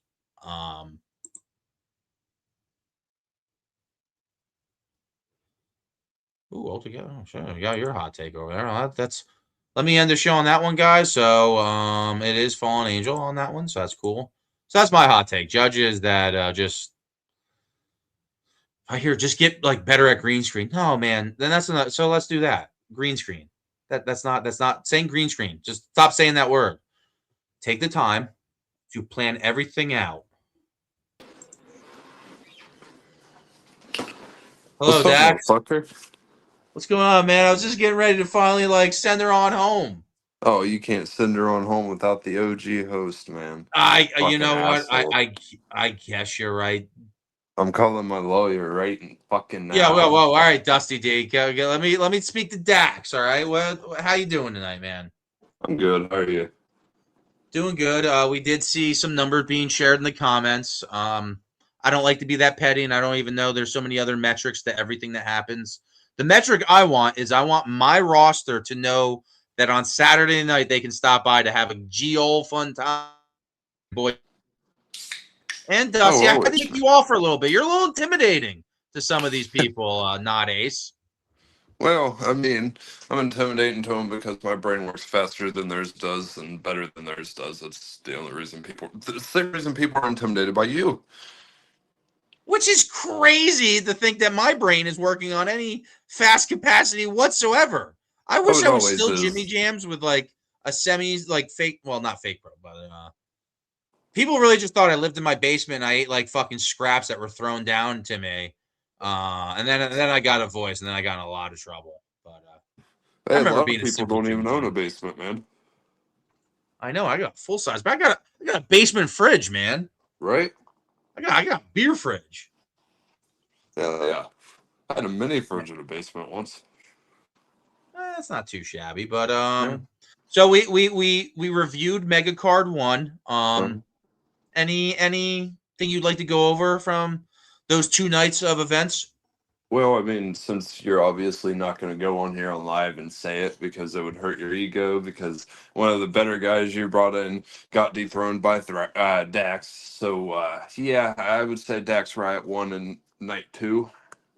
I mean, you were undefeated, and that was a pretty big match. It was anonymous. I mean, he didn't really know. I don't know what happened there. It went to a fan vote. Both you guys brought up the fans knowing you, the Revolt fans having your back. Him saying he's a name that's been known.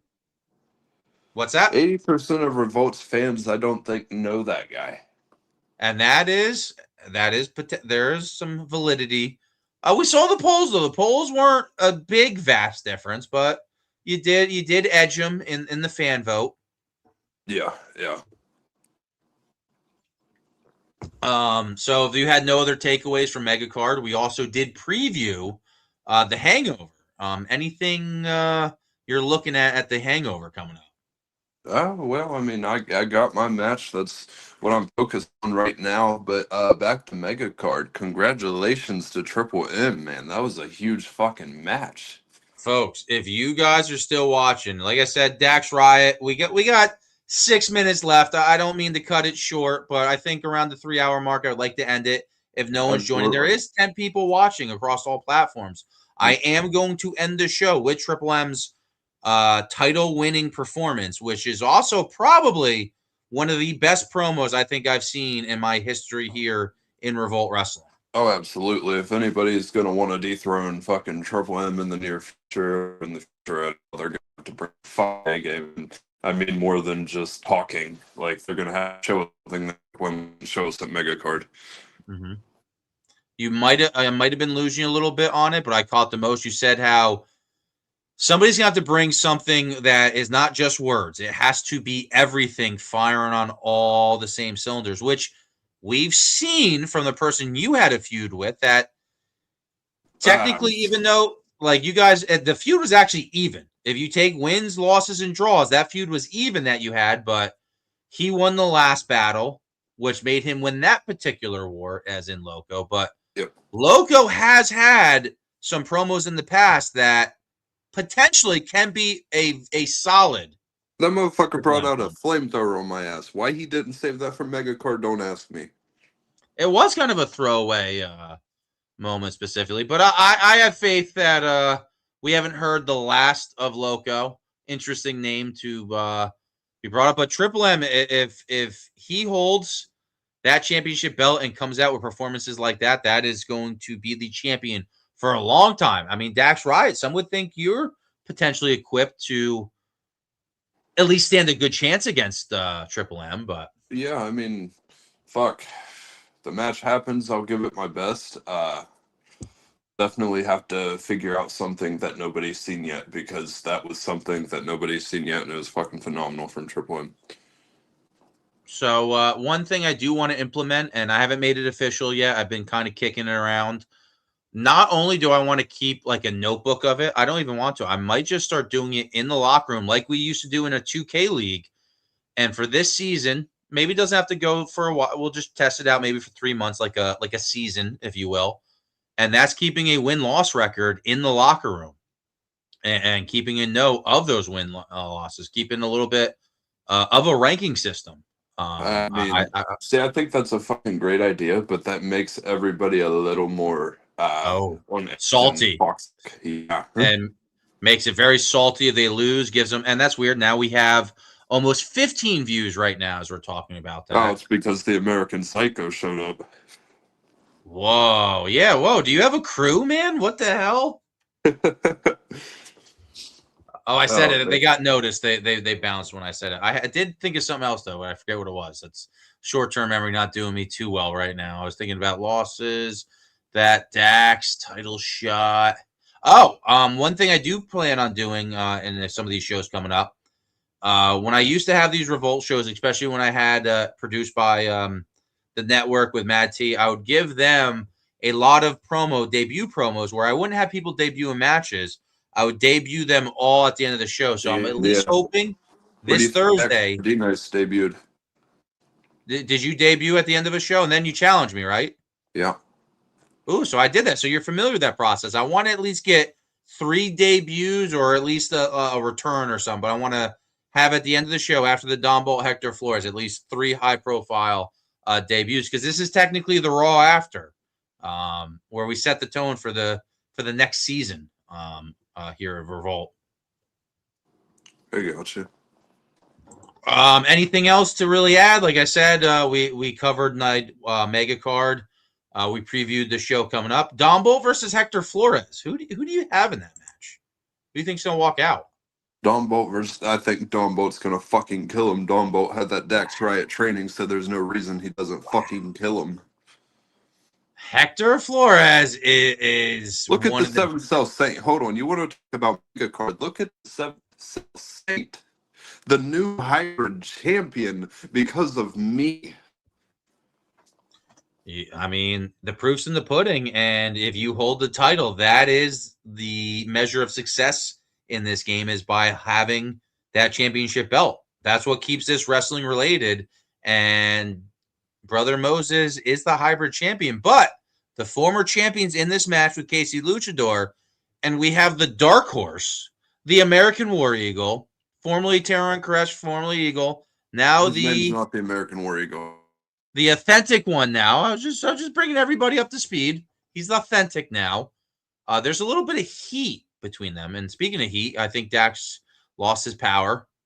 Guys, once again, if anybody wants to come on, we're going to show that Triple M promo. So maybe, we lost. Our shit went down there. Somebody attack him? Dax? Dax, buddy?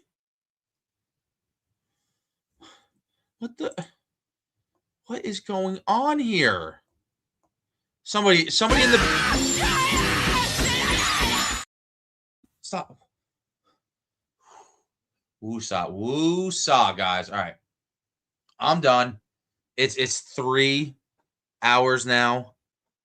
We went an hour past the people that tried to counter, which honestly only helps both brands. But nobody sees it that way. Everybody's like, that's my purse, and gets very upset, as we have 11 people. Who's watching? How are you guys watching and not commenting? Are you trying to get under my skin? I mean, it's cool that you're watching. I mean, that's what we're here for. That's why that's the background. You're just, what's he gonna do? So yeah, guys, I mean, if you wanted, I could go on for another half an hour and just bring up random things. There's a World Cup going. Trey Davis and this Tony Baloney guy They're kind of like adjacent to the promoverse, to like what my audience probably is watching. You probably don't know those names.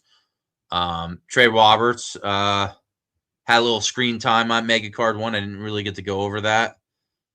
Chose to not only do a car promo, to like, I'm parking my car, walking into my house promo, and proceed to talk shit to me.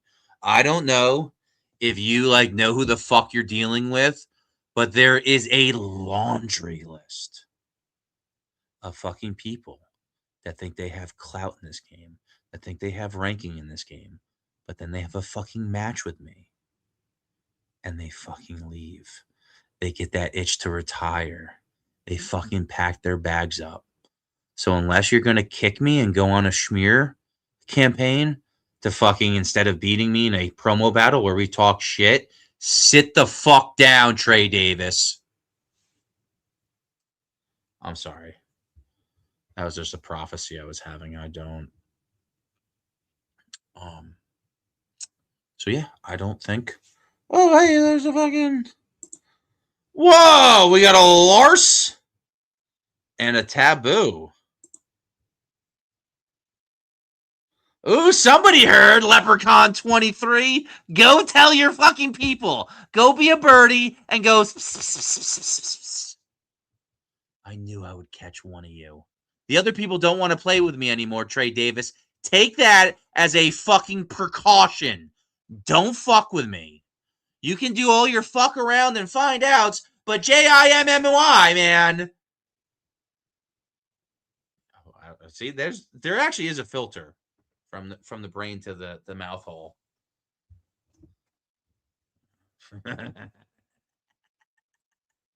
oh, who's Leprechaun 23? John Cena picture, motherfucker. So, guys, I mean, do you want me to like pull another like concept from out? Isn't it funny how there's one person and another person, while both people in the game of eFed trash talk, where like everything that happens on air is our characters intertwining with each other? How does one person that calls himself the king come on air with another person that calls himself the king, the true kings, the only kings, and yet they do show after show after show together?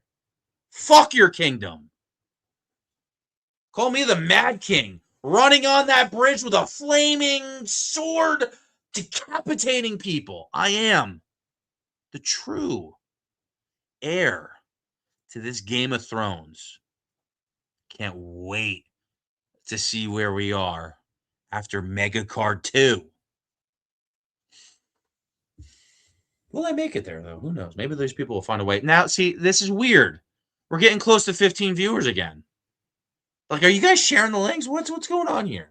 It's always when I get a little frisky and a little loose.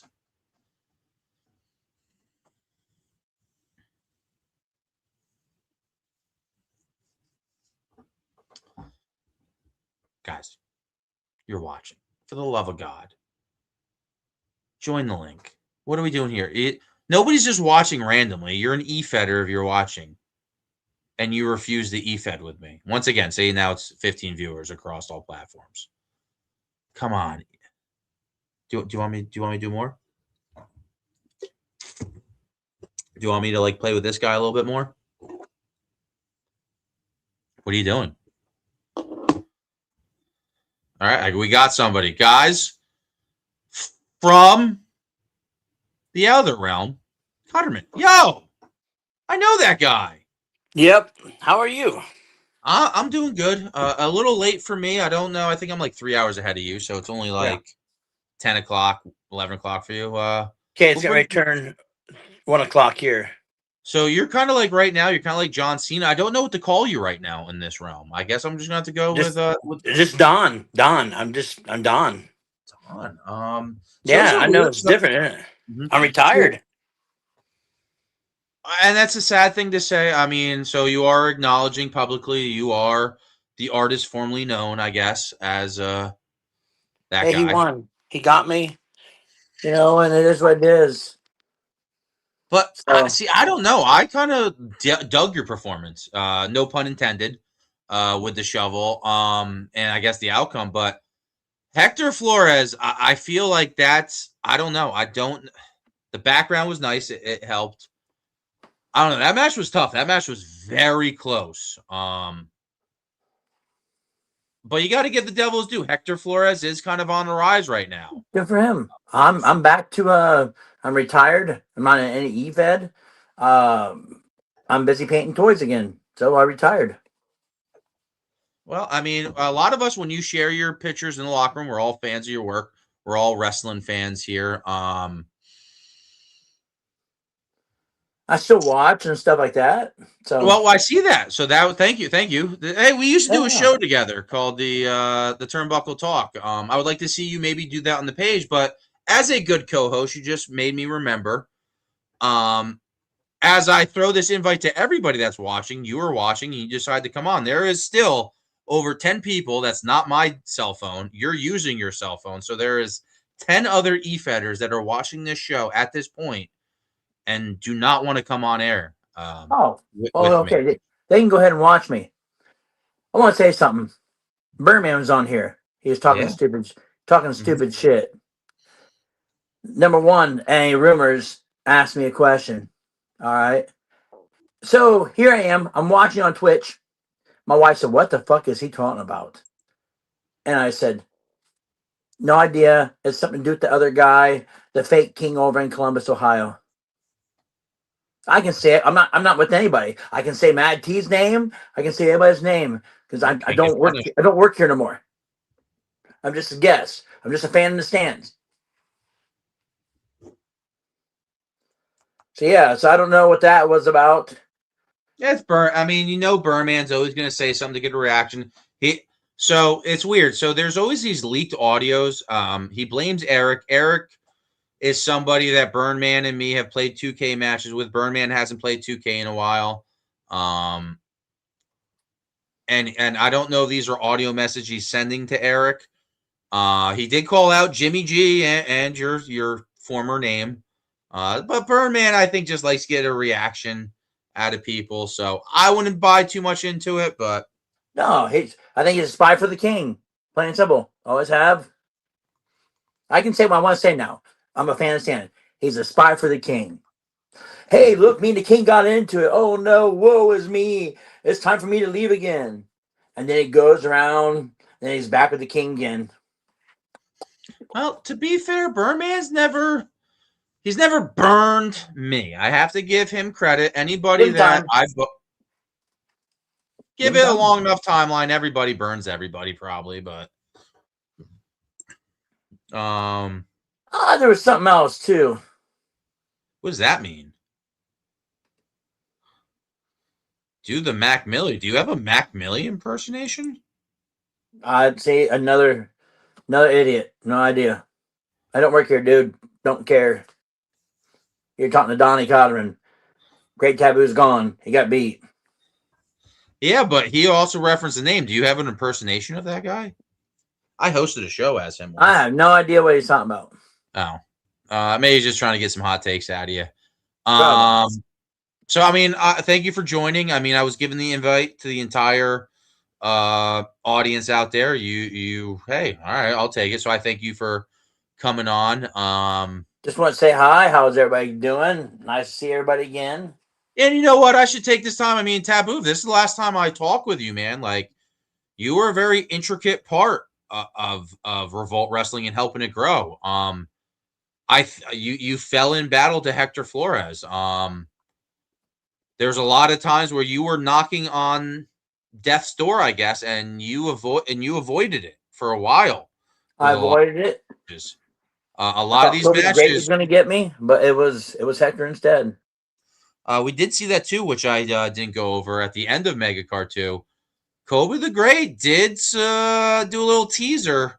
So from one guy potentially hanging it up, another guy took it off the hanger, and Kobe the Great allegedly is looking to come back to Revolt. I mean, Taboo, I don't know what's next for you. I'd love to still have you involved, refereeing, commentating. I know your wrestling days are done here.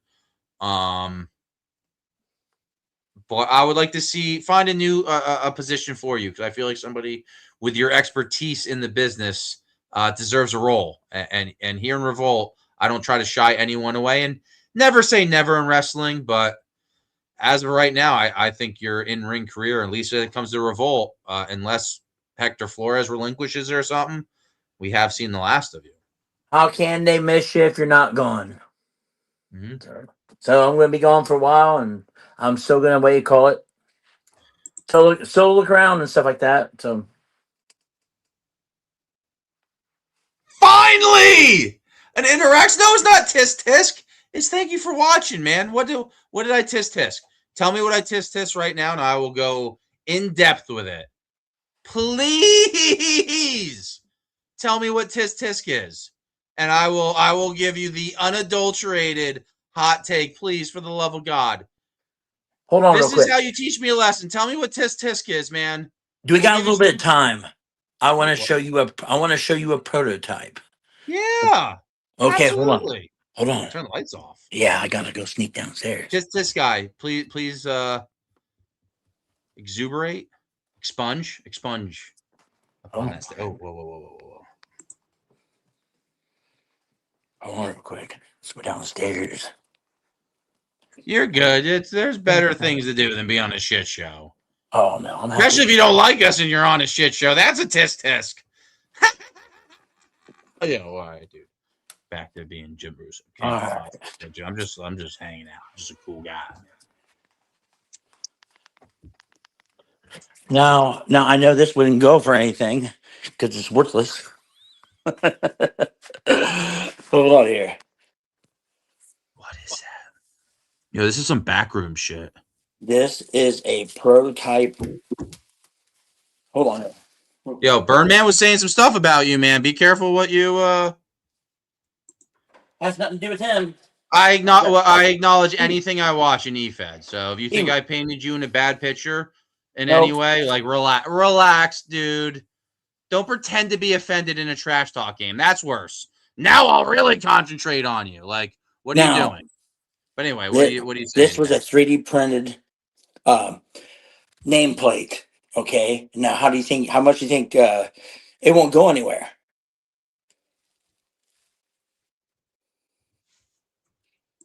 You guys are a big name in whoa, all right. So I gotta know that's the quarter pounder with cheese that you like to, but if you check your hard cam picture over here, that's a pretty cool freaking thing right there. I like the logos. I like that name. That's an interesting name. So like right there, he could message me too. Why are you mentioning him? Why am I mentioning CWF and LJ King? Well, I'm technically not mentioning them. And I assume Taboo. Well, you mentioned somebody else that commented, "Have fun, bro." No, don't say "have fun, bro." You do message like that. That's a real wham, man. That is like hardcore wham, dude. Like, stop. There's a link to join the show. Don't do this weird passive aggressive.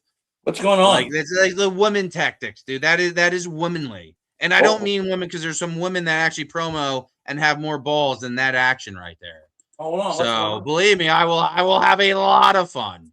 I'm sorry, Taboo. You're retired and everything because I do whatever the fuck I want. Taboo's one of my best friends in this game, and I'm shitting on everything he's doing right now.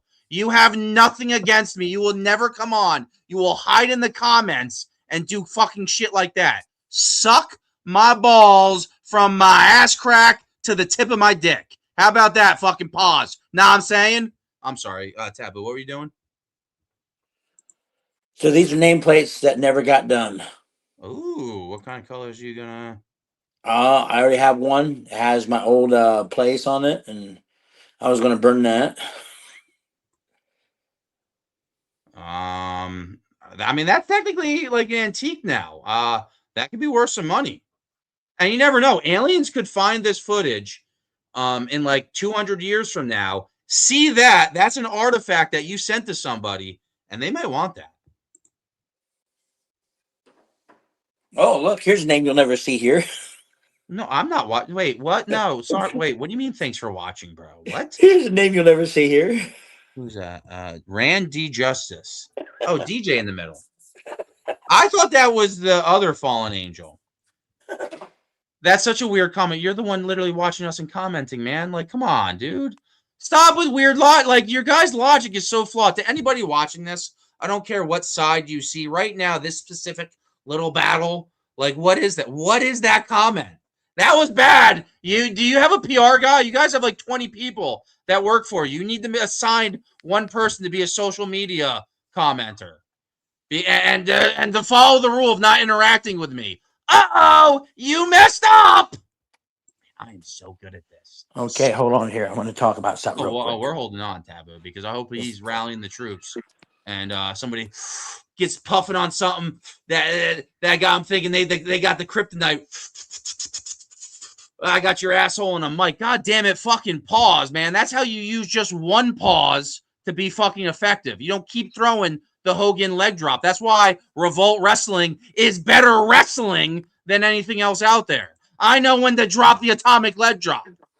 Oh, hold on. Laptop off and jump in the air and fucking. All right, you kind of lost me. So somebody need a liquid courage or the Indian medicine to get on here. So get on here. I think you mentioned Mad T at some point when you said you're not. I hope like if you go back, else then I fucked up. I got nothing against him.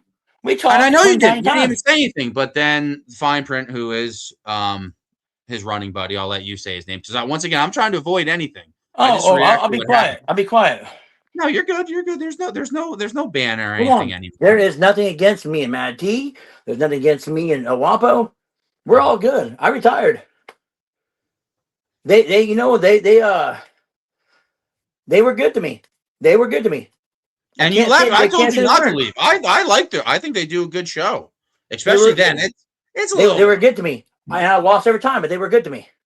Matt Tyson, not so much. I'll come out and say it because I don't work here anymore. But other than that, they were good to me. I have nothing bad to say about nobody. If I'm going to say it, I'll say it in their face. I'm 56 years old. I'm not going to run from nobody. If I'm going to go ahead and I was going to fight a fake king. Oh, did that get back? Yes! No, I ain't afraid of nobody. Oh, my God.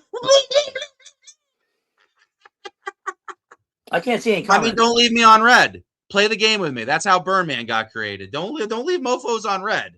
Because at some way I'll get somebody to interact with me. Taboo. I apologize so much. My tism is on the rhythm right now.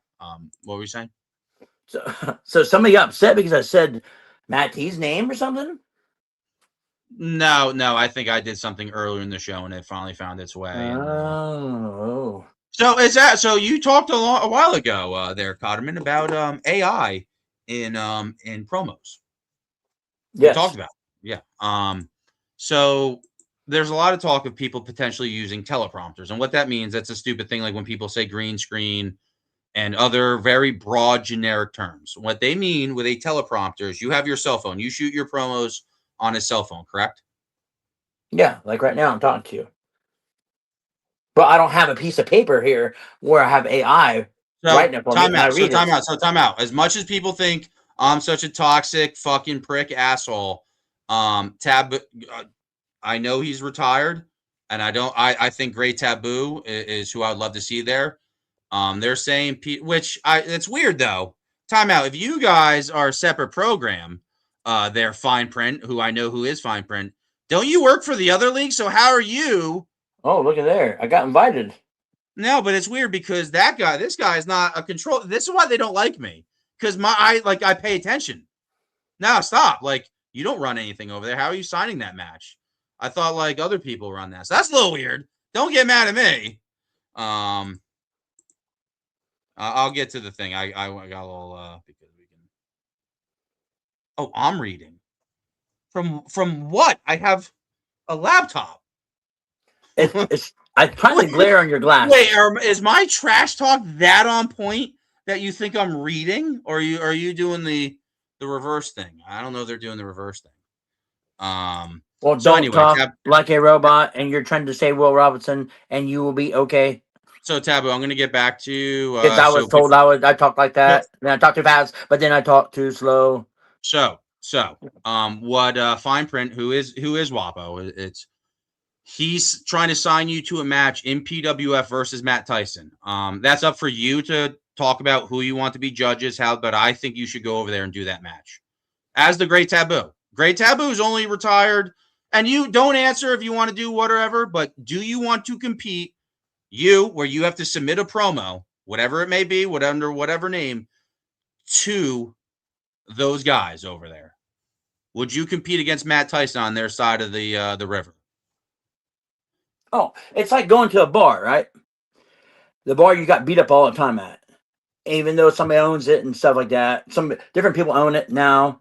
It's still the same crowd. Did I answer that correctly?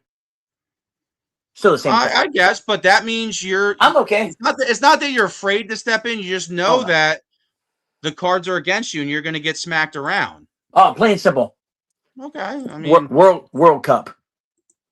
Ooh, World Cup. They don't know how the World Cup's going to do. Honestly, if there was a World Cup here, one of these groups did a World Cup, 100% I face him because it's fair. You remember a couple months ago when we was doing that promo thing? I invited him to do the promo, the real promo from Chillicothe, Ohio. All right, so Taboo. This is also why I'm also. I haven't got no friends here. Oh my God, I can't what is do happening? It. It's fake, Jimmy. Jimmy don't like me. Jimmy don't run it, motherfucker. There is a lot. Yeah, well, Tyson is kind of a. I try to be really good. I've not really called him out publicly. So if anybody that's screenshot and screen grabbing, try to dissect that. Try to dissect that one. I wish him the best of luck. Man, you just went on a crazy rant with the. Well, I'm just telling the truth. I don't work here. All I can right, say what I want to say. So I'm a good negotiator. So obviously they probably wouldn't let me be a referee in the match, but I think it's fair to have somebody from Revolt, a British guy, just any British guy, and then somebody from their neck of the woods. There's 3 judges. Oh, you have Mike Stern? I've had Mike Stern be a judge on my show, and I think he's been fair. Believe it or not, a lot of these people do take their credibility as a judge fair. Tyson might not be one of them. That's just my opinion as Matt Tyson as a judge. He's a competitor here. Let me tell you something. At this time, I have nothing against Matt Tyson. Now there's one motherfucker I have something against. Who? Blunt Row. Why? What? Where? And how? And when I get the mic, I'm just moving on to the next subject. But what do you? This piece of shit fucking threatened me, and he said, "I'll go show everybody your video and show it, idiot." Everybody saw it. My wife saw it. My whole family saw it. The fake king fucking made sure that everybody saw it. Well, technically, if I'm going to ruin you. I mean, if people are still talking about it and they're taking one of your promos and screen grabbing it and recording it, and once again, it's another man doing that. So if you find it suspect and you have it saved on your phone, pause. Know what I'm saying? So like, no, that's my fault. I never do that. That's my fault. But hey, you know what? Plain simple. The good point is, all his top little stars, his JJ Money, his fucking all his top people blew them all away. Blew everybody away. I had more views in one day than his Cuck the Clown or some clown he has. I blew all his videos away. I had 120 views in one day. And now it's probably at least by 300 or 400 now because he kept on showing up to everybody. I mean, so Taboo, this is also why people don't like me, is because I bring up things that really get under people's skin, which are the weirdest things possible. The Mr. Rogers intro, I'm pretty sure was done by Fifth Boy way before the guy that you are talking about did it. Oh my God, do I love a piece of me. I am so good at this game. As I have 15 people watching. Oh, I'm going to get my teleprompter on. I got the teleprompter ready with my sunglasses, so like, don't come on air now. I'm like the guy from Big Daddy. They can't see me. The goddamn Jets. Come on, come goddamn Jets me right now. I want to say something. Taboo, I gotta stroke my ego real quick. I had these glasses on doing this show, and whatever rants I was going on, they think I'm talking from a teleprompter, like I'm reading something. It looks like it. Just because you have glasses on in the middle of the night. Well, also, like, I mean, you can see the glare. Hey, why don't you take your legs and spread them for everyone? Come on, do it one more time. So it's the StreamYard. There's the. Okay, I see it. So it's the StreamYard thing. I mean, these guys all use StreamYard, so they should know my interface. But it's not that. So we talked about AI, and this was where I got off topic. If people are using a teleprompter, then does it mean they're using ChatGPT or AI to make a script? That's where I think it becomes an issue. Honestly, if you're making the words like Franklin Benjamin's is one of the first ones that actually publicly went on air and said it. He told me in his DMs, I never said that out loud to anybody. And once else are you could tell he was using AI. He was too good. He's too good. He was unbeatable. Well, I didn't say AI. I was Dude, just saying he was too good. Kobe the Great, too good. They were too good. Can you give me a third? I just need to make sure law of numbers. Can you give me a third person that might do it? Well, it can't be Matt Tyson because he can't run a computer. All right, I'm just guessing. All right, so you didn't pick him. That would have been a good control answer. Let me get my phone. I need to record you saying that. You need to give me a third right now. You are about to get like real canceled after this show. Can you give me a third person that you think uses AI or ChatGPT, please? You're gonna get in trouble. I'm trying to help you. I can't. I don't know. You're getting me on the spot. I don't know. All right, I don't know. Fair enough. This guy doesn't do it though.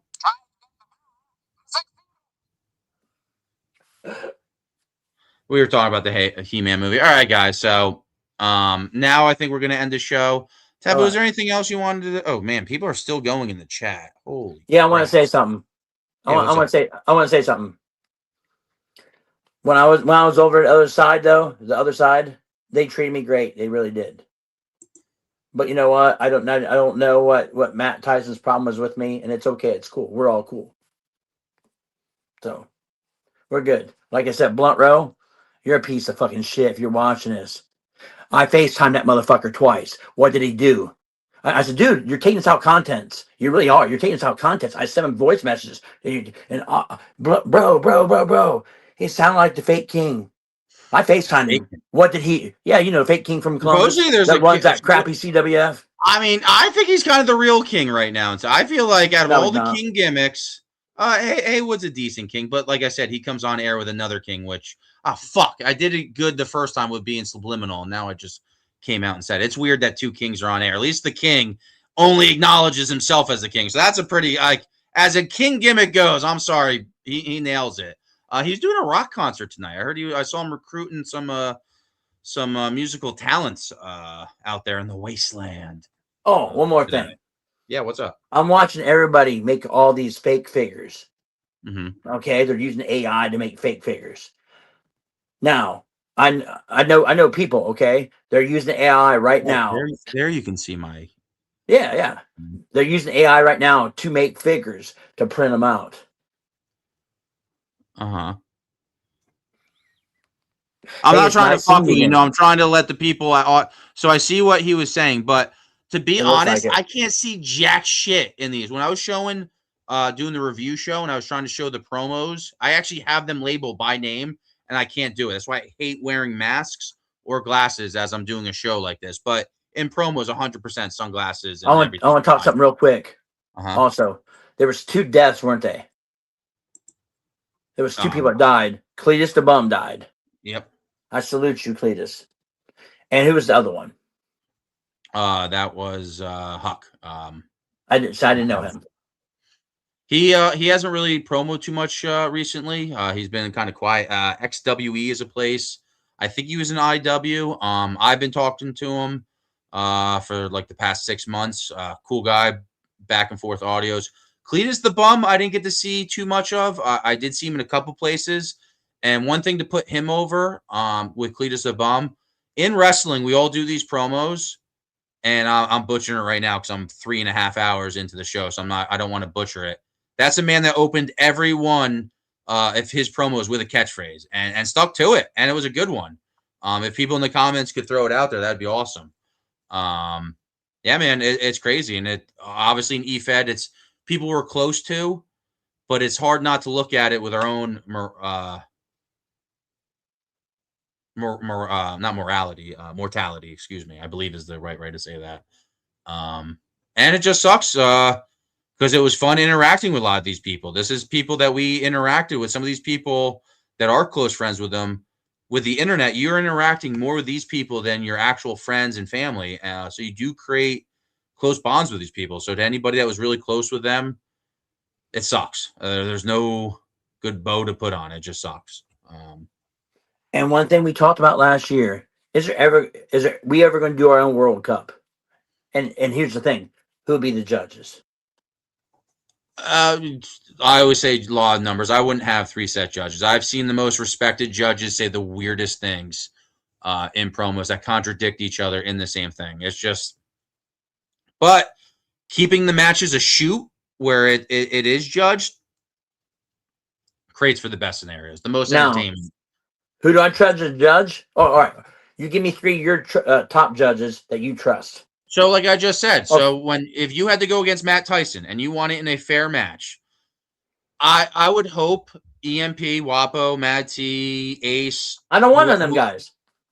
I do. I do. I think have them represent. Have one. I'm not their. I'm their friend, but I'm not their buddy. They'll bury me. You know they will.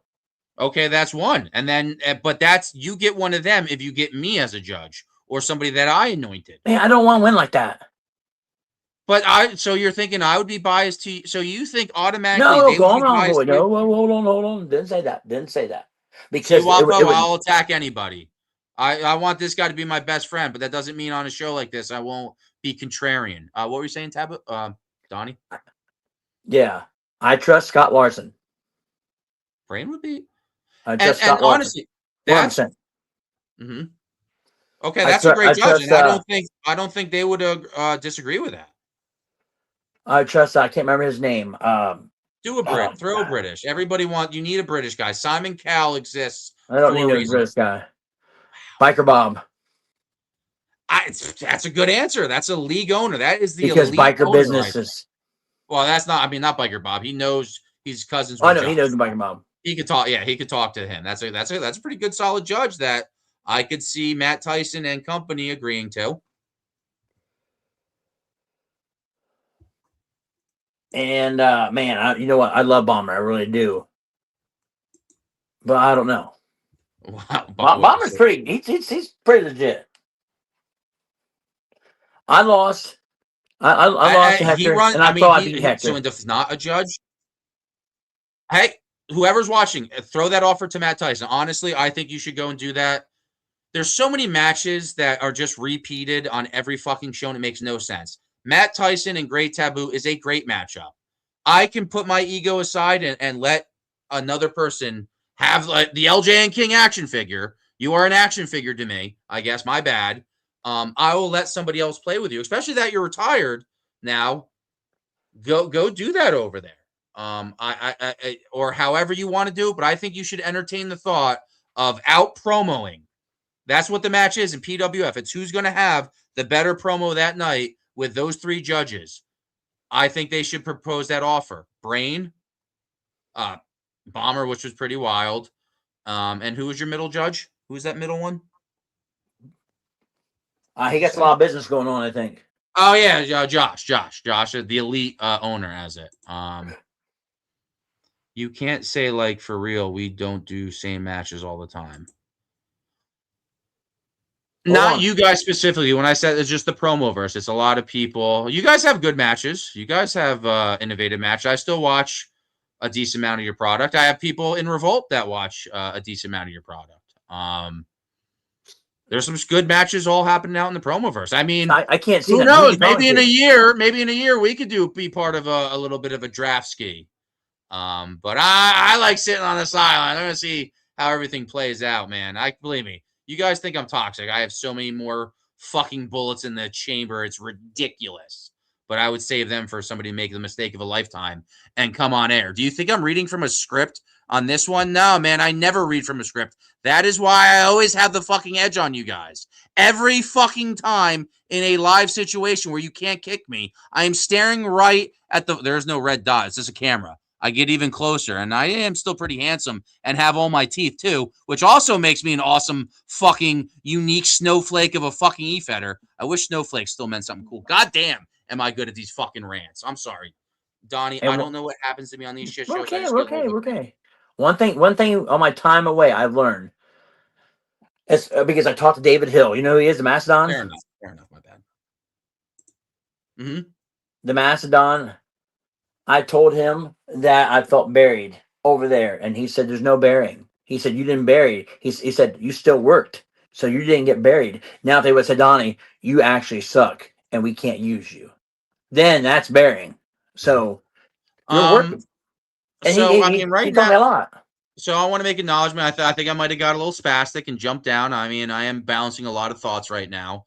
Dax Riot, the locker room leader of Revolt's going pretty nuts in the chat with Wapo, who's a power that be in that network over there. Maybe you teaming up with a Dax Riot versus a Matt Tyson and a interesting partner choice. I don't know who would fit in that role. I mean, there's a lot of people, any guy that's really in management that would want to help. I think that would be a pretty good matchup. I'm going to stay retired for now. I think it's best. Mm-hmm. I say retired for now. I said maybe when I come back that we can look that up. I hate text to talk. Well, no, man. I gotta call the action there. You can't say I hate text to talk while you're doing text to talk, man, unless you're driving, but come on. Well, I got to get out of here. You're good. No, I'm gonna kick you out because I didn't get to kick enough people out today. Oh, all right. I was joking. Give us a good sound. Give us a good sound off. That's a horrible sound off. Now I am kicking you. The hell was that? I mean, at the end of the day, like, guys, Wapo, I did say some problematic things, and most of them are true. There's things that have been allowed on networks that I've never seen Burn Man do. So that's like wild that exists and stuff's getting played. And people acknowledge watching promos ahead of time. So with that many people making the collective decision to say, yeah, okay on that, pretty wild and crazy kids out there. Shout out to Nickelodeon.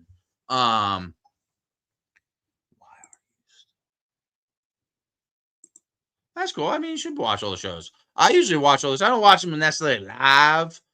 But I'm glad that they're here and not blaming it like, oh, somebody else watched it and reported back to me. That's weird. As we go double digits in the views again. Guys, I want to go home. Let me go home. Stop being this, watching the final act. Stop. Comment or GTFO, man. Like, come on, God. G Willikers. At the end of the day, with that being said, what would you do? I mean, if obviously you could say salute your shorts, but I think you're going with like all the competition games. Thank you, Dustin. I'm going to talk to Taboo. That is a match I would like to see signed. And honestly, I would like to see Dustin. Dustin did not give his. Who am I talking about? That's Dusty D. Excuse me. Who the fuck am I talking about? Dax Riot. Those are two guys that I did not have a hand in leaving over there. Once again, this is a shit show. I will talk about anything, and I'm the host, so why not? And I'm not reading from a script.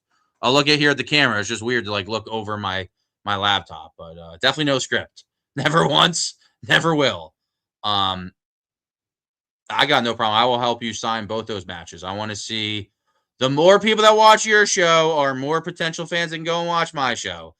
You guys preach inclusivity, yet never practice it. That's why I took the first initial ban of Revolt, canceling people, and yet there's time to cancel people, and they don't get canceled, which just really doesn't paint anybody in a good light.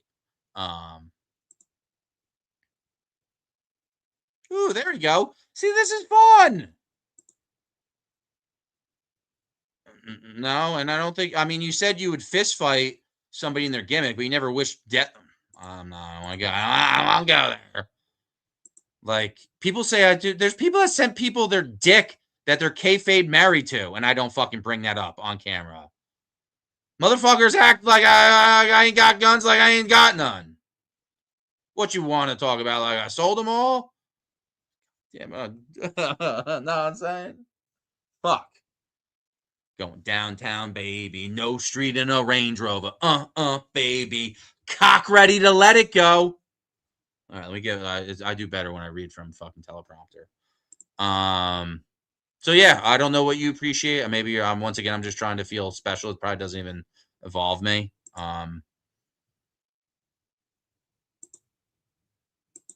Opening hand. You guys playing poker over there? So yeah, man, I'll fucking. I mean, I don't know what Ace. Ace, I don't know. Am I gonna watch Ace? I might not watch Ace. Ace, I feel like is like PWF, like where like the EMP main storyline's going. Like I try to have my like. I don't watch Foundation. I don't like. Let's keep talking about it. Foundation I don't like because I don't like how there's no on-air judge. You have Haywood, and he kind of talks about the promos after, but I think a lot of the fun happens with all us idiots talking about why we think, me included, know what's best for other promo artists. Who, me? Oh no, I like Frankie. I like Frankie probably better than a lot of people. I'll watch the first. I'll be their support. I might comment too. I don't comment on the other shows because I'm like kicked from like anywhere they can try to kick you. Like I'm kicked from watching those shows. Once again, very wild once you start putting up what people have done in this game under a microscope and we try to justify Jimmy being kicked. That's really bad. And that's probably why nobody wants me on air because like then you kind of have to like be like, oh shit, yeah, I did sanction that and like okay that. And then this other stuff happens from me and I can't find my ball. Like people are very comfortable finding their ball sack when it comes to interacting with me. I don't know what it is. Maybe it's an internet thing. I don't know. Yeah, I don't know who is head honcho over there. I mean, Matt T will come on show and be like, man, this is my show, guys. I'm running everything in Ace. So that's going to be a power struggle. So I'll probably have to watch at least for the Ace is me, Wapo, and Frankie run it, but PWF is Hot Boy Jimmy and Lit and Mad T and now Allison Black and Grayson is part of PWF or is hey man, we could do like a cross promotion show at some point. Like I said, check everybody out. You never know who you'll like in this game. That's not cool.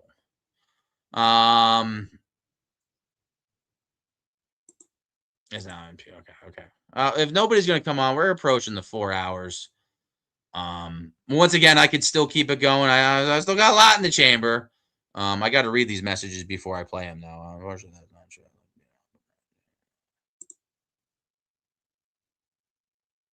I think if you guys go on their show, I think they would accept it. Why not?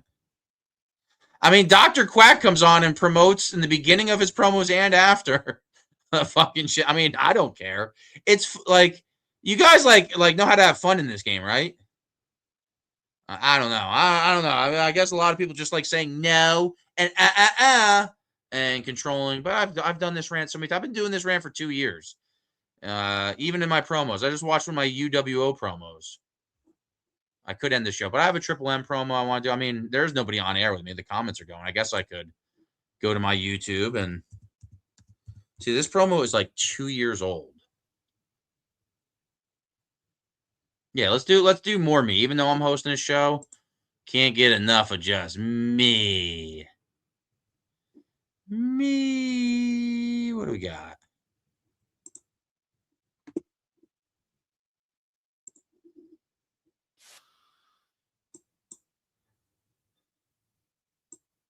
If you guys see my face, I'm sorry. I'm just like reading from a teleprompter. All right. So you want to share screen. Do that. Do that. Also on this show, on plenty of shows. Wapa, I don't know if you saw this. On one of the I did a segment called Squashing the Beef. And I officially squashed the beef with a character named Justin Steed. Get the spur. You always saw me poking shots at him. I believe I have a lifetime ban from EMP, which is fucking wild. Once again, guys, at this moment, I am lifetime banned from that network. But hey, we're already talking about it tonight. Even though I am the one and only superstar of the year and Bloco award winning. Because let's be honest, my intercontinental title reign will probably never be touched by another champion in there. I was in 5 matches where I was the severe underdog and I won them. And I didn't lose the title. And the reason why I lost the title is because another person was getting a title shot who I said, you guys probably shouldn't give a title shot to. And then he relinquished the title. Suck it. 2 words for guys. Jim, I'm sorry. I haven't E-Fed in a while, and it's just hitting the vein right now. I'm ODing on E-Fed right now. So let's take a break and watch one of my old school UWO promos. I've always been this bad. Now I just have a voice, and nobody can silence me. So we're gonna add the stage. Please, nobody watch my watch history. And let's go. Hey there, Doomsayer. I mean, I just literally got my phone, and I know UWO will probably be starting in like an hour or two, and I don't know. Yeah, you guys are always right about me. I am kind of an asshole. Like, in a world of assholes, like, there's something special about my asshole. Pause. Resume. Like, literally anything I say here probably really doesn't have a cause and effect of what's going to happen in the ring when me and Doomsayer go at it. And I kind of want to chill. I want to see if Doomsayer kind of had some stuff he was storing for me. And I was hoping he would maybe expose, maybe go a little too far out on that plank and use some of his good material. Or maybe he don't sweat me worth a damn, and he would never think that I would see him in that SME tournament. But Doomsayer, you were right, man. I knew you would find a way to cut. And you did drama bomb us like you always do, saying you're born a little premature. But I was not aware. I don't know if that's your build height. I mean, in SWA, we did kind of in a tag team match, but I called you like Doom Slayer. So like I was still kind of learning my craft. Doomsayer. In this world, this avenue where we got to talk that good. I would really love to know what would happen if you and me get in the ring. But right here, we're just supposed to talk about it. We'll talk about, but like, you did bring up some of that good stuff. That surgical knife that you use to cut us competitors down. You are one of the best. And you said, J Money didn't take me, the protege, his hired gun, to take you out. J Money made the call to you to fight me, which makes you, Doomsayer, kind of a hired gun. Sorry, and by my watch, that's inconspicuous by its absence. About 2 months ago, I told J Money I'm signing a 2-month contract, and I believe the jig is up. Now, if he wants to book me, I enjoyed my time here. If he wants to book me one more week, but I think I'm going to have to take a little bit of break. I need to focus all my energy into some other things. I'm thinking about joining CWF. I kind of want to see what's going on. Don't do that, Jimmy. That does not turn out well for you. Band? League? I don't fucking know. Woo! But Doomsayer, man. Who knows what's going to happen tonight? Sure, you'll get the nod. You've been chilling, doing your Thanos for so long. There isn't no way that the booking committee is going to be like that Jim, who? Judas? Hired gun? Protege? Jim? No, like I'm Jim. I'm the same guy in like every league, and that's the reason why I get a lot of you guys in your fields. All right, what are we doing? We're blurring the lines here. I'm awesome. So yeah, I'm gonna chill and maybe wait a little bit. I still want that five time.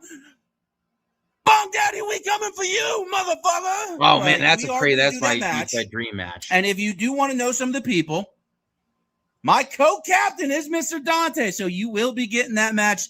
Don't you fret, sir, because me and him, we got a game plan. Still not happening. There's some other people. You know what? I'll give that little guy the rub. Who? Because like everybody want a piece of Mad T. Oh God, damn it! Long day, but you don't watch my stuff, so you won't even comment on this stuff. Because like, why would you watch my product, my drops? Oh, Doomsayer, man. Maybe this is the last time you and me will ever cross paths in this business, and who knows? Maybe the Heathen knocks me out in the first round of the SME tournament. I fucking beat the shit out of you. I don't know, Doomsayer. Like, you trained in any of the boxing? Any, like, grappling? I know some people don't like talking about it, but, like, I mean, as opposed to bumps, I've done all kinds of bumps. But, like, I don't even think, like, we talk about all these people that are in the business, even though like they're only like one DDT away from permanently retiring. And if you know who I'm talking about, then if you know, you know. I see why nobody likes me. I get it now. I get it. Anywho, how long have I been talking about? I mean, Bong Daddy's been setting the precedent for like good 6-minute audio. It's a good drop.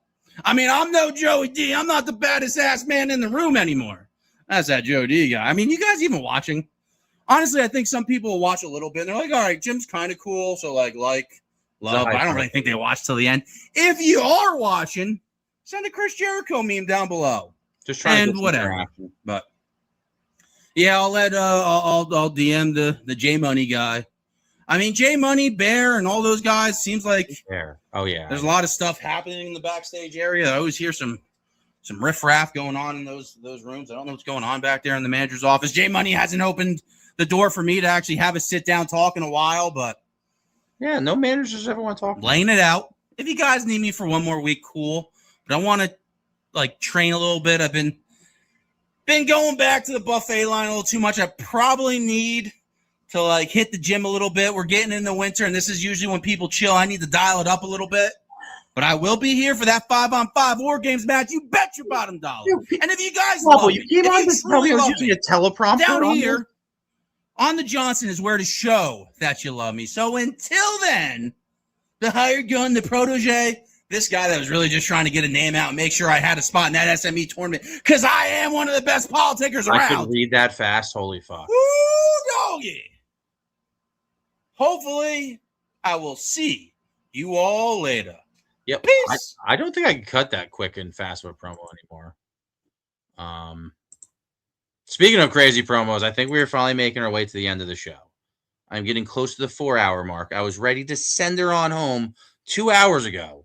Once again, why people would not want me to interact with their show or host the show. I mean, if you got like 6+ people on air, yeah, okay, you don't need me. But anybody that's watching this show, man, like my DMs are open if you need somebody to like host a show, book a show, compete in a show.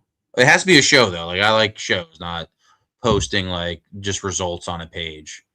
And like that's the result. See, not all my little fucking innuendos go to the same place. I don't even know that innuendo goes to. It's just I know I don't like that form of EFED wrestling. But that's it, guys. We are dropping down. We have 7 or 8 viewers across platforms, which is still not me and 7 other people there. So it'd be nice to see a comment. Can anyone that's watching just say goodbye to me? Can you give me a goodbye? Not everything has to be controversial. I like a goodbye or a hi, Jim, or a sup, guys, even though people say sup in the locker room and people like read it and don't like react, which is to me kind of a fuck you, but whatever. Oh, if we got no goodbyes and we hit double digits again, why is it hitting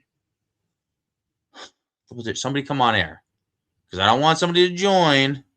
Thank you, guys. Black Cat there. D-Nice. This is why you guys, I like. Yes, what you put into Revolt, you get back out. And that's 2 prime examples.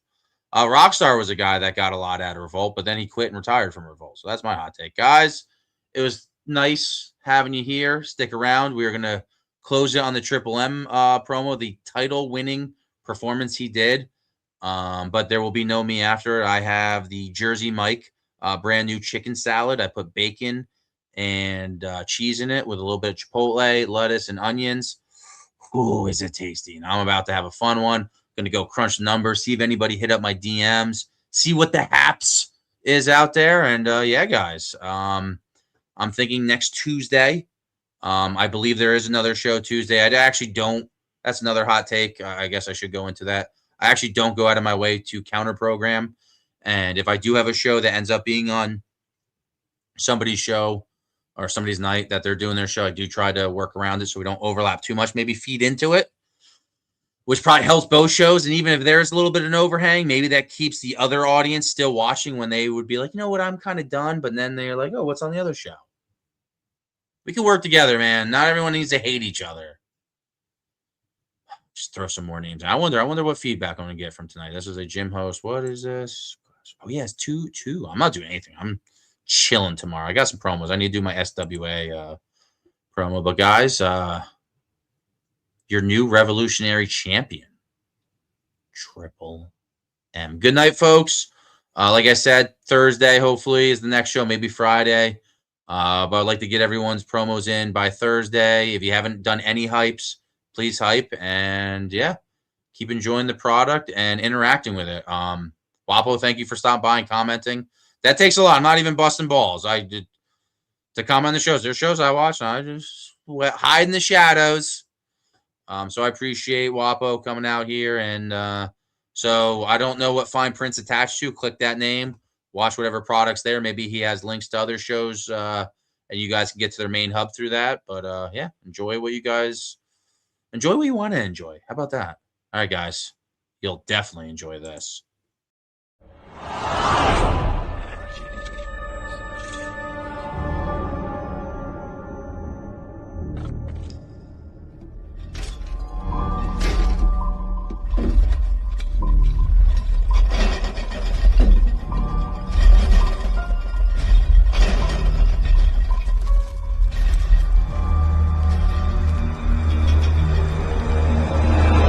Giants on the earth in those days, when the sons of God came in unto the daughters of men, and they bore children to them.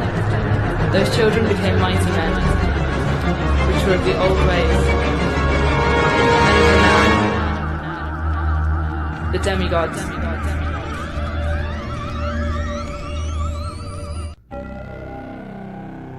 SoFi Stadium. Megacard won a 2-night spectacular. But in night 2, a triple threat match between myself, the man banned from Japan, Dom Bolt, and the revolutionary champion, Loco. For everybody in attendance, you are about to witness a murder. I have to let the two of you know this is a night you'll never forget. Dom Bolt, of course, I get paid extra, the big bucks, to take care of what I'm told to take care of. And Loco, I hope you're ready to dance with the devil in the pale moonlight, and then look deep into my eyes and tell me how you think you deserve this. How you think that you could survive. Poke after poke after poke in your head. I want to taste the blood drip off this nail after I shake you enough times for people to throw up in their popcorn. And Dom Bolt, you like this? Would you like to come to the suicide force and swing in the echoes of eternity? I promise the both of you, you won't survive the night. The maneuvers that are coming to you with full, unadulterated prejudice. I will watch you bleed. I will watch you suffocate. If I have to take both of you back to the suicide force, well, by God, it's gonna happen. Clam crickets, pop-up German suplexes, the land of the rising sun. Is what's in store for the two of you. And the only thing you'll hear, Dom Bolt, is not, oh my God, what'd you do to Triple M? but and new revolutionary world heavyweight champion, the marvelous Masked Marauder.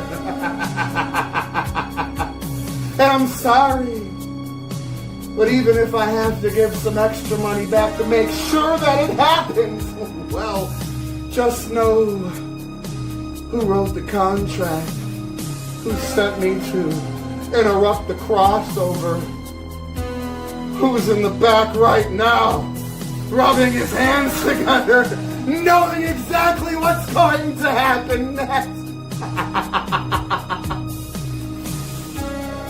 Goodbye.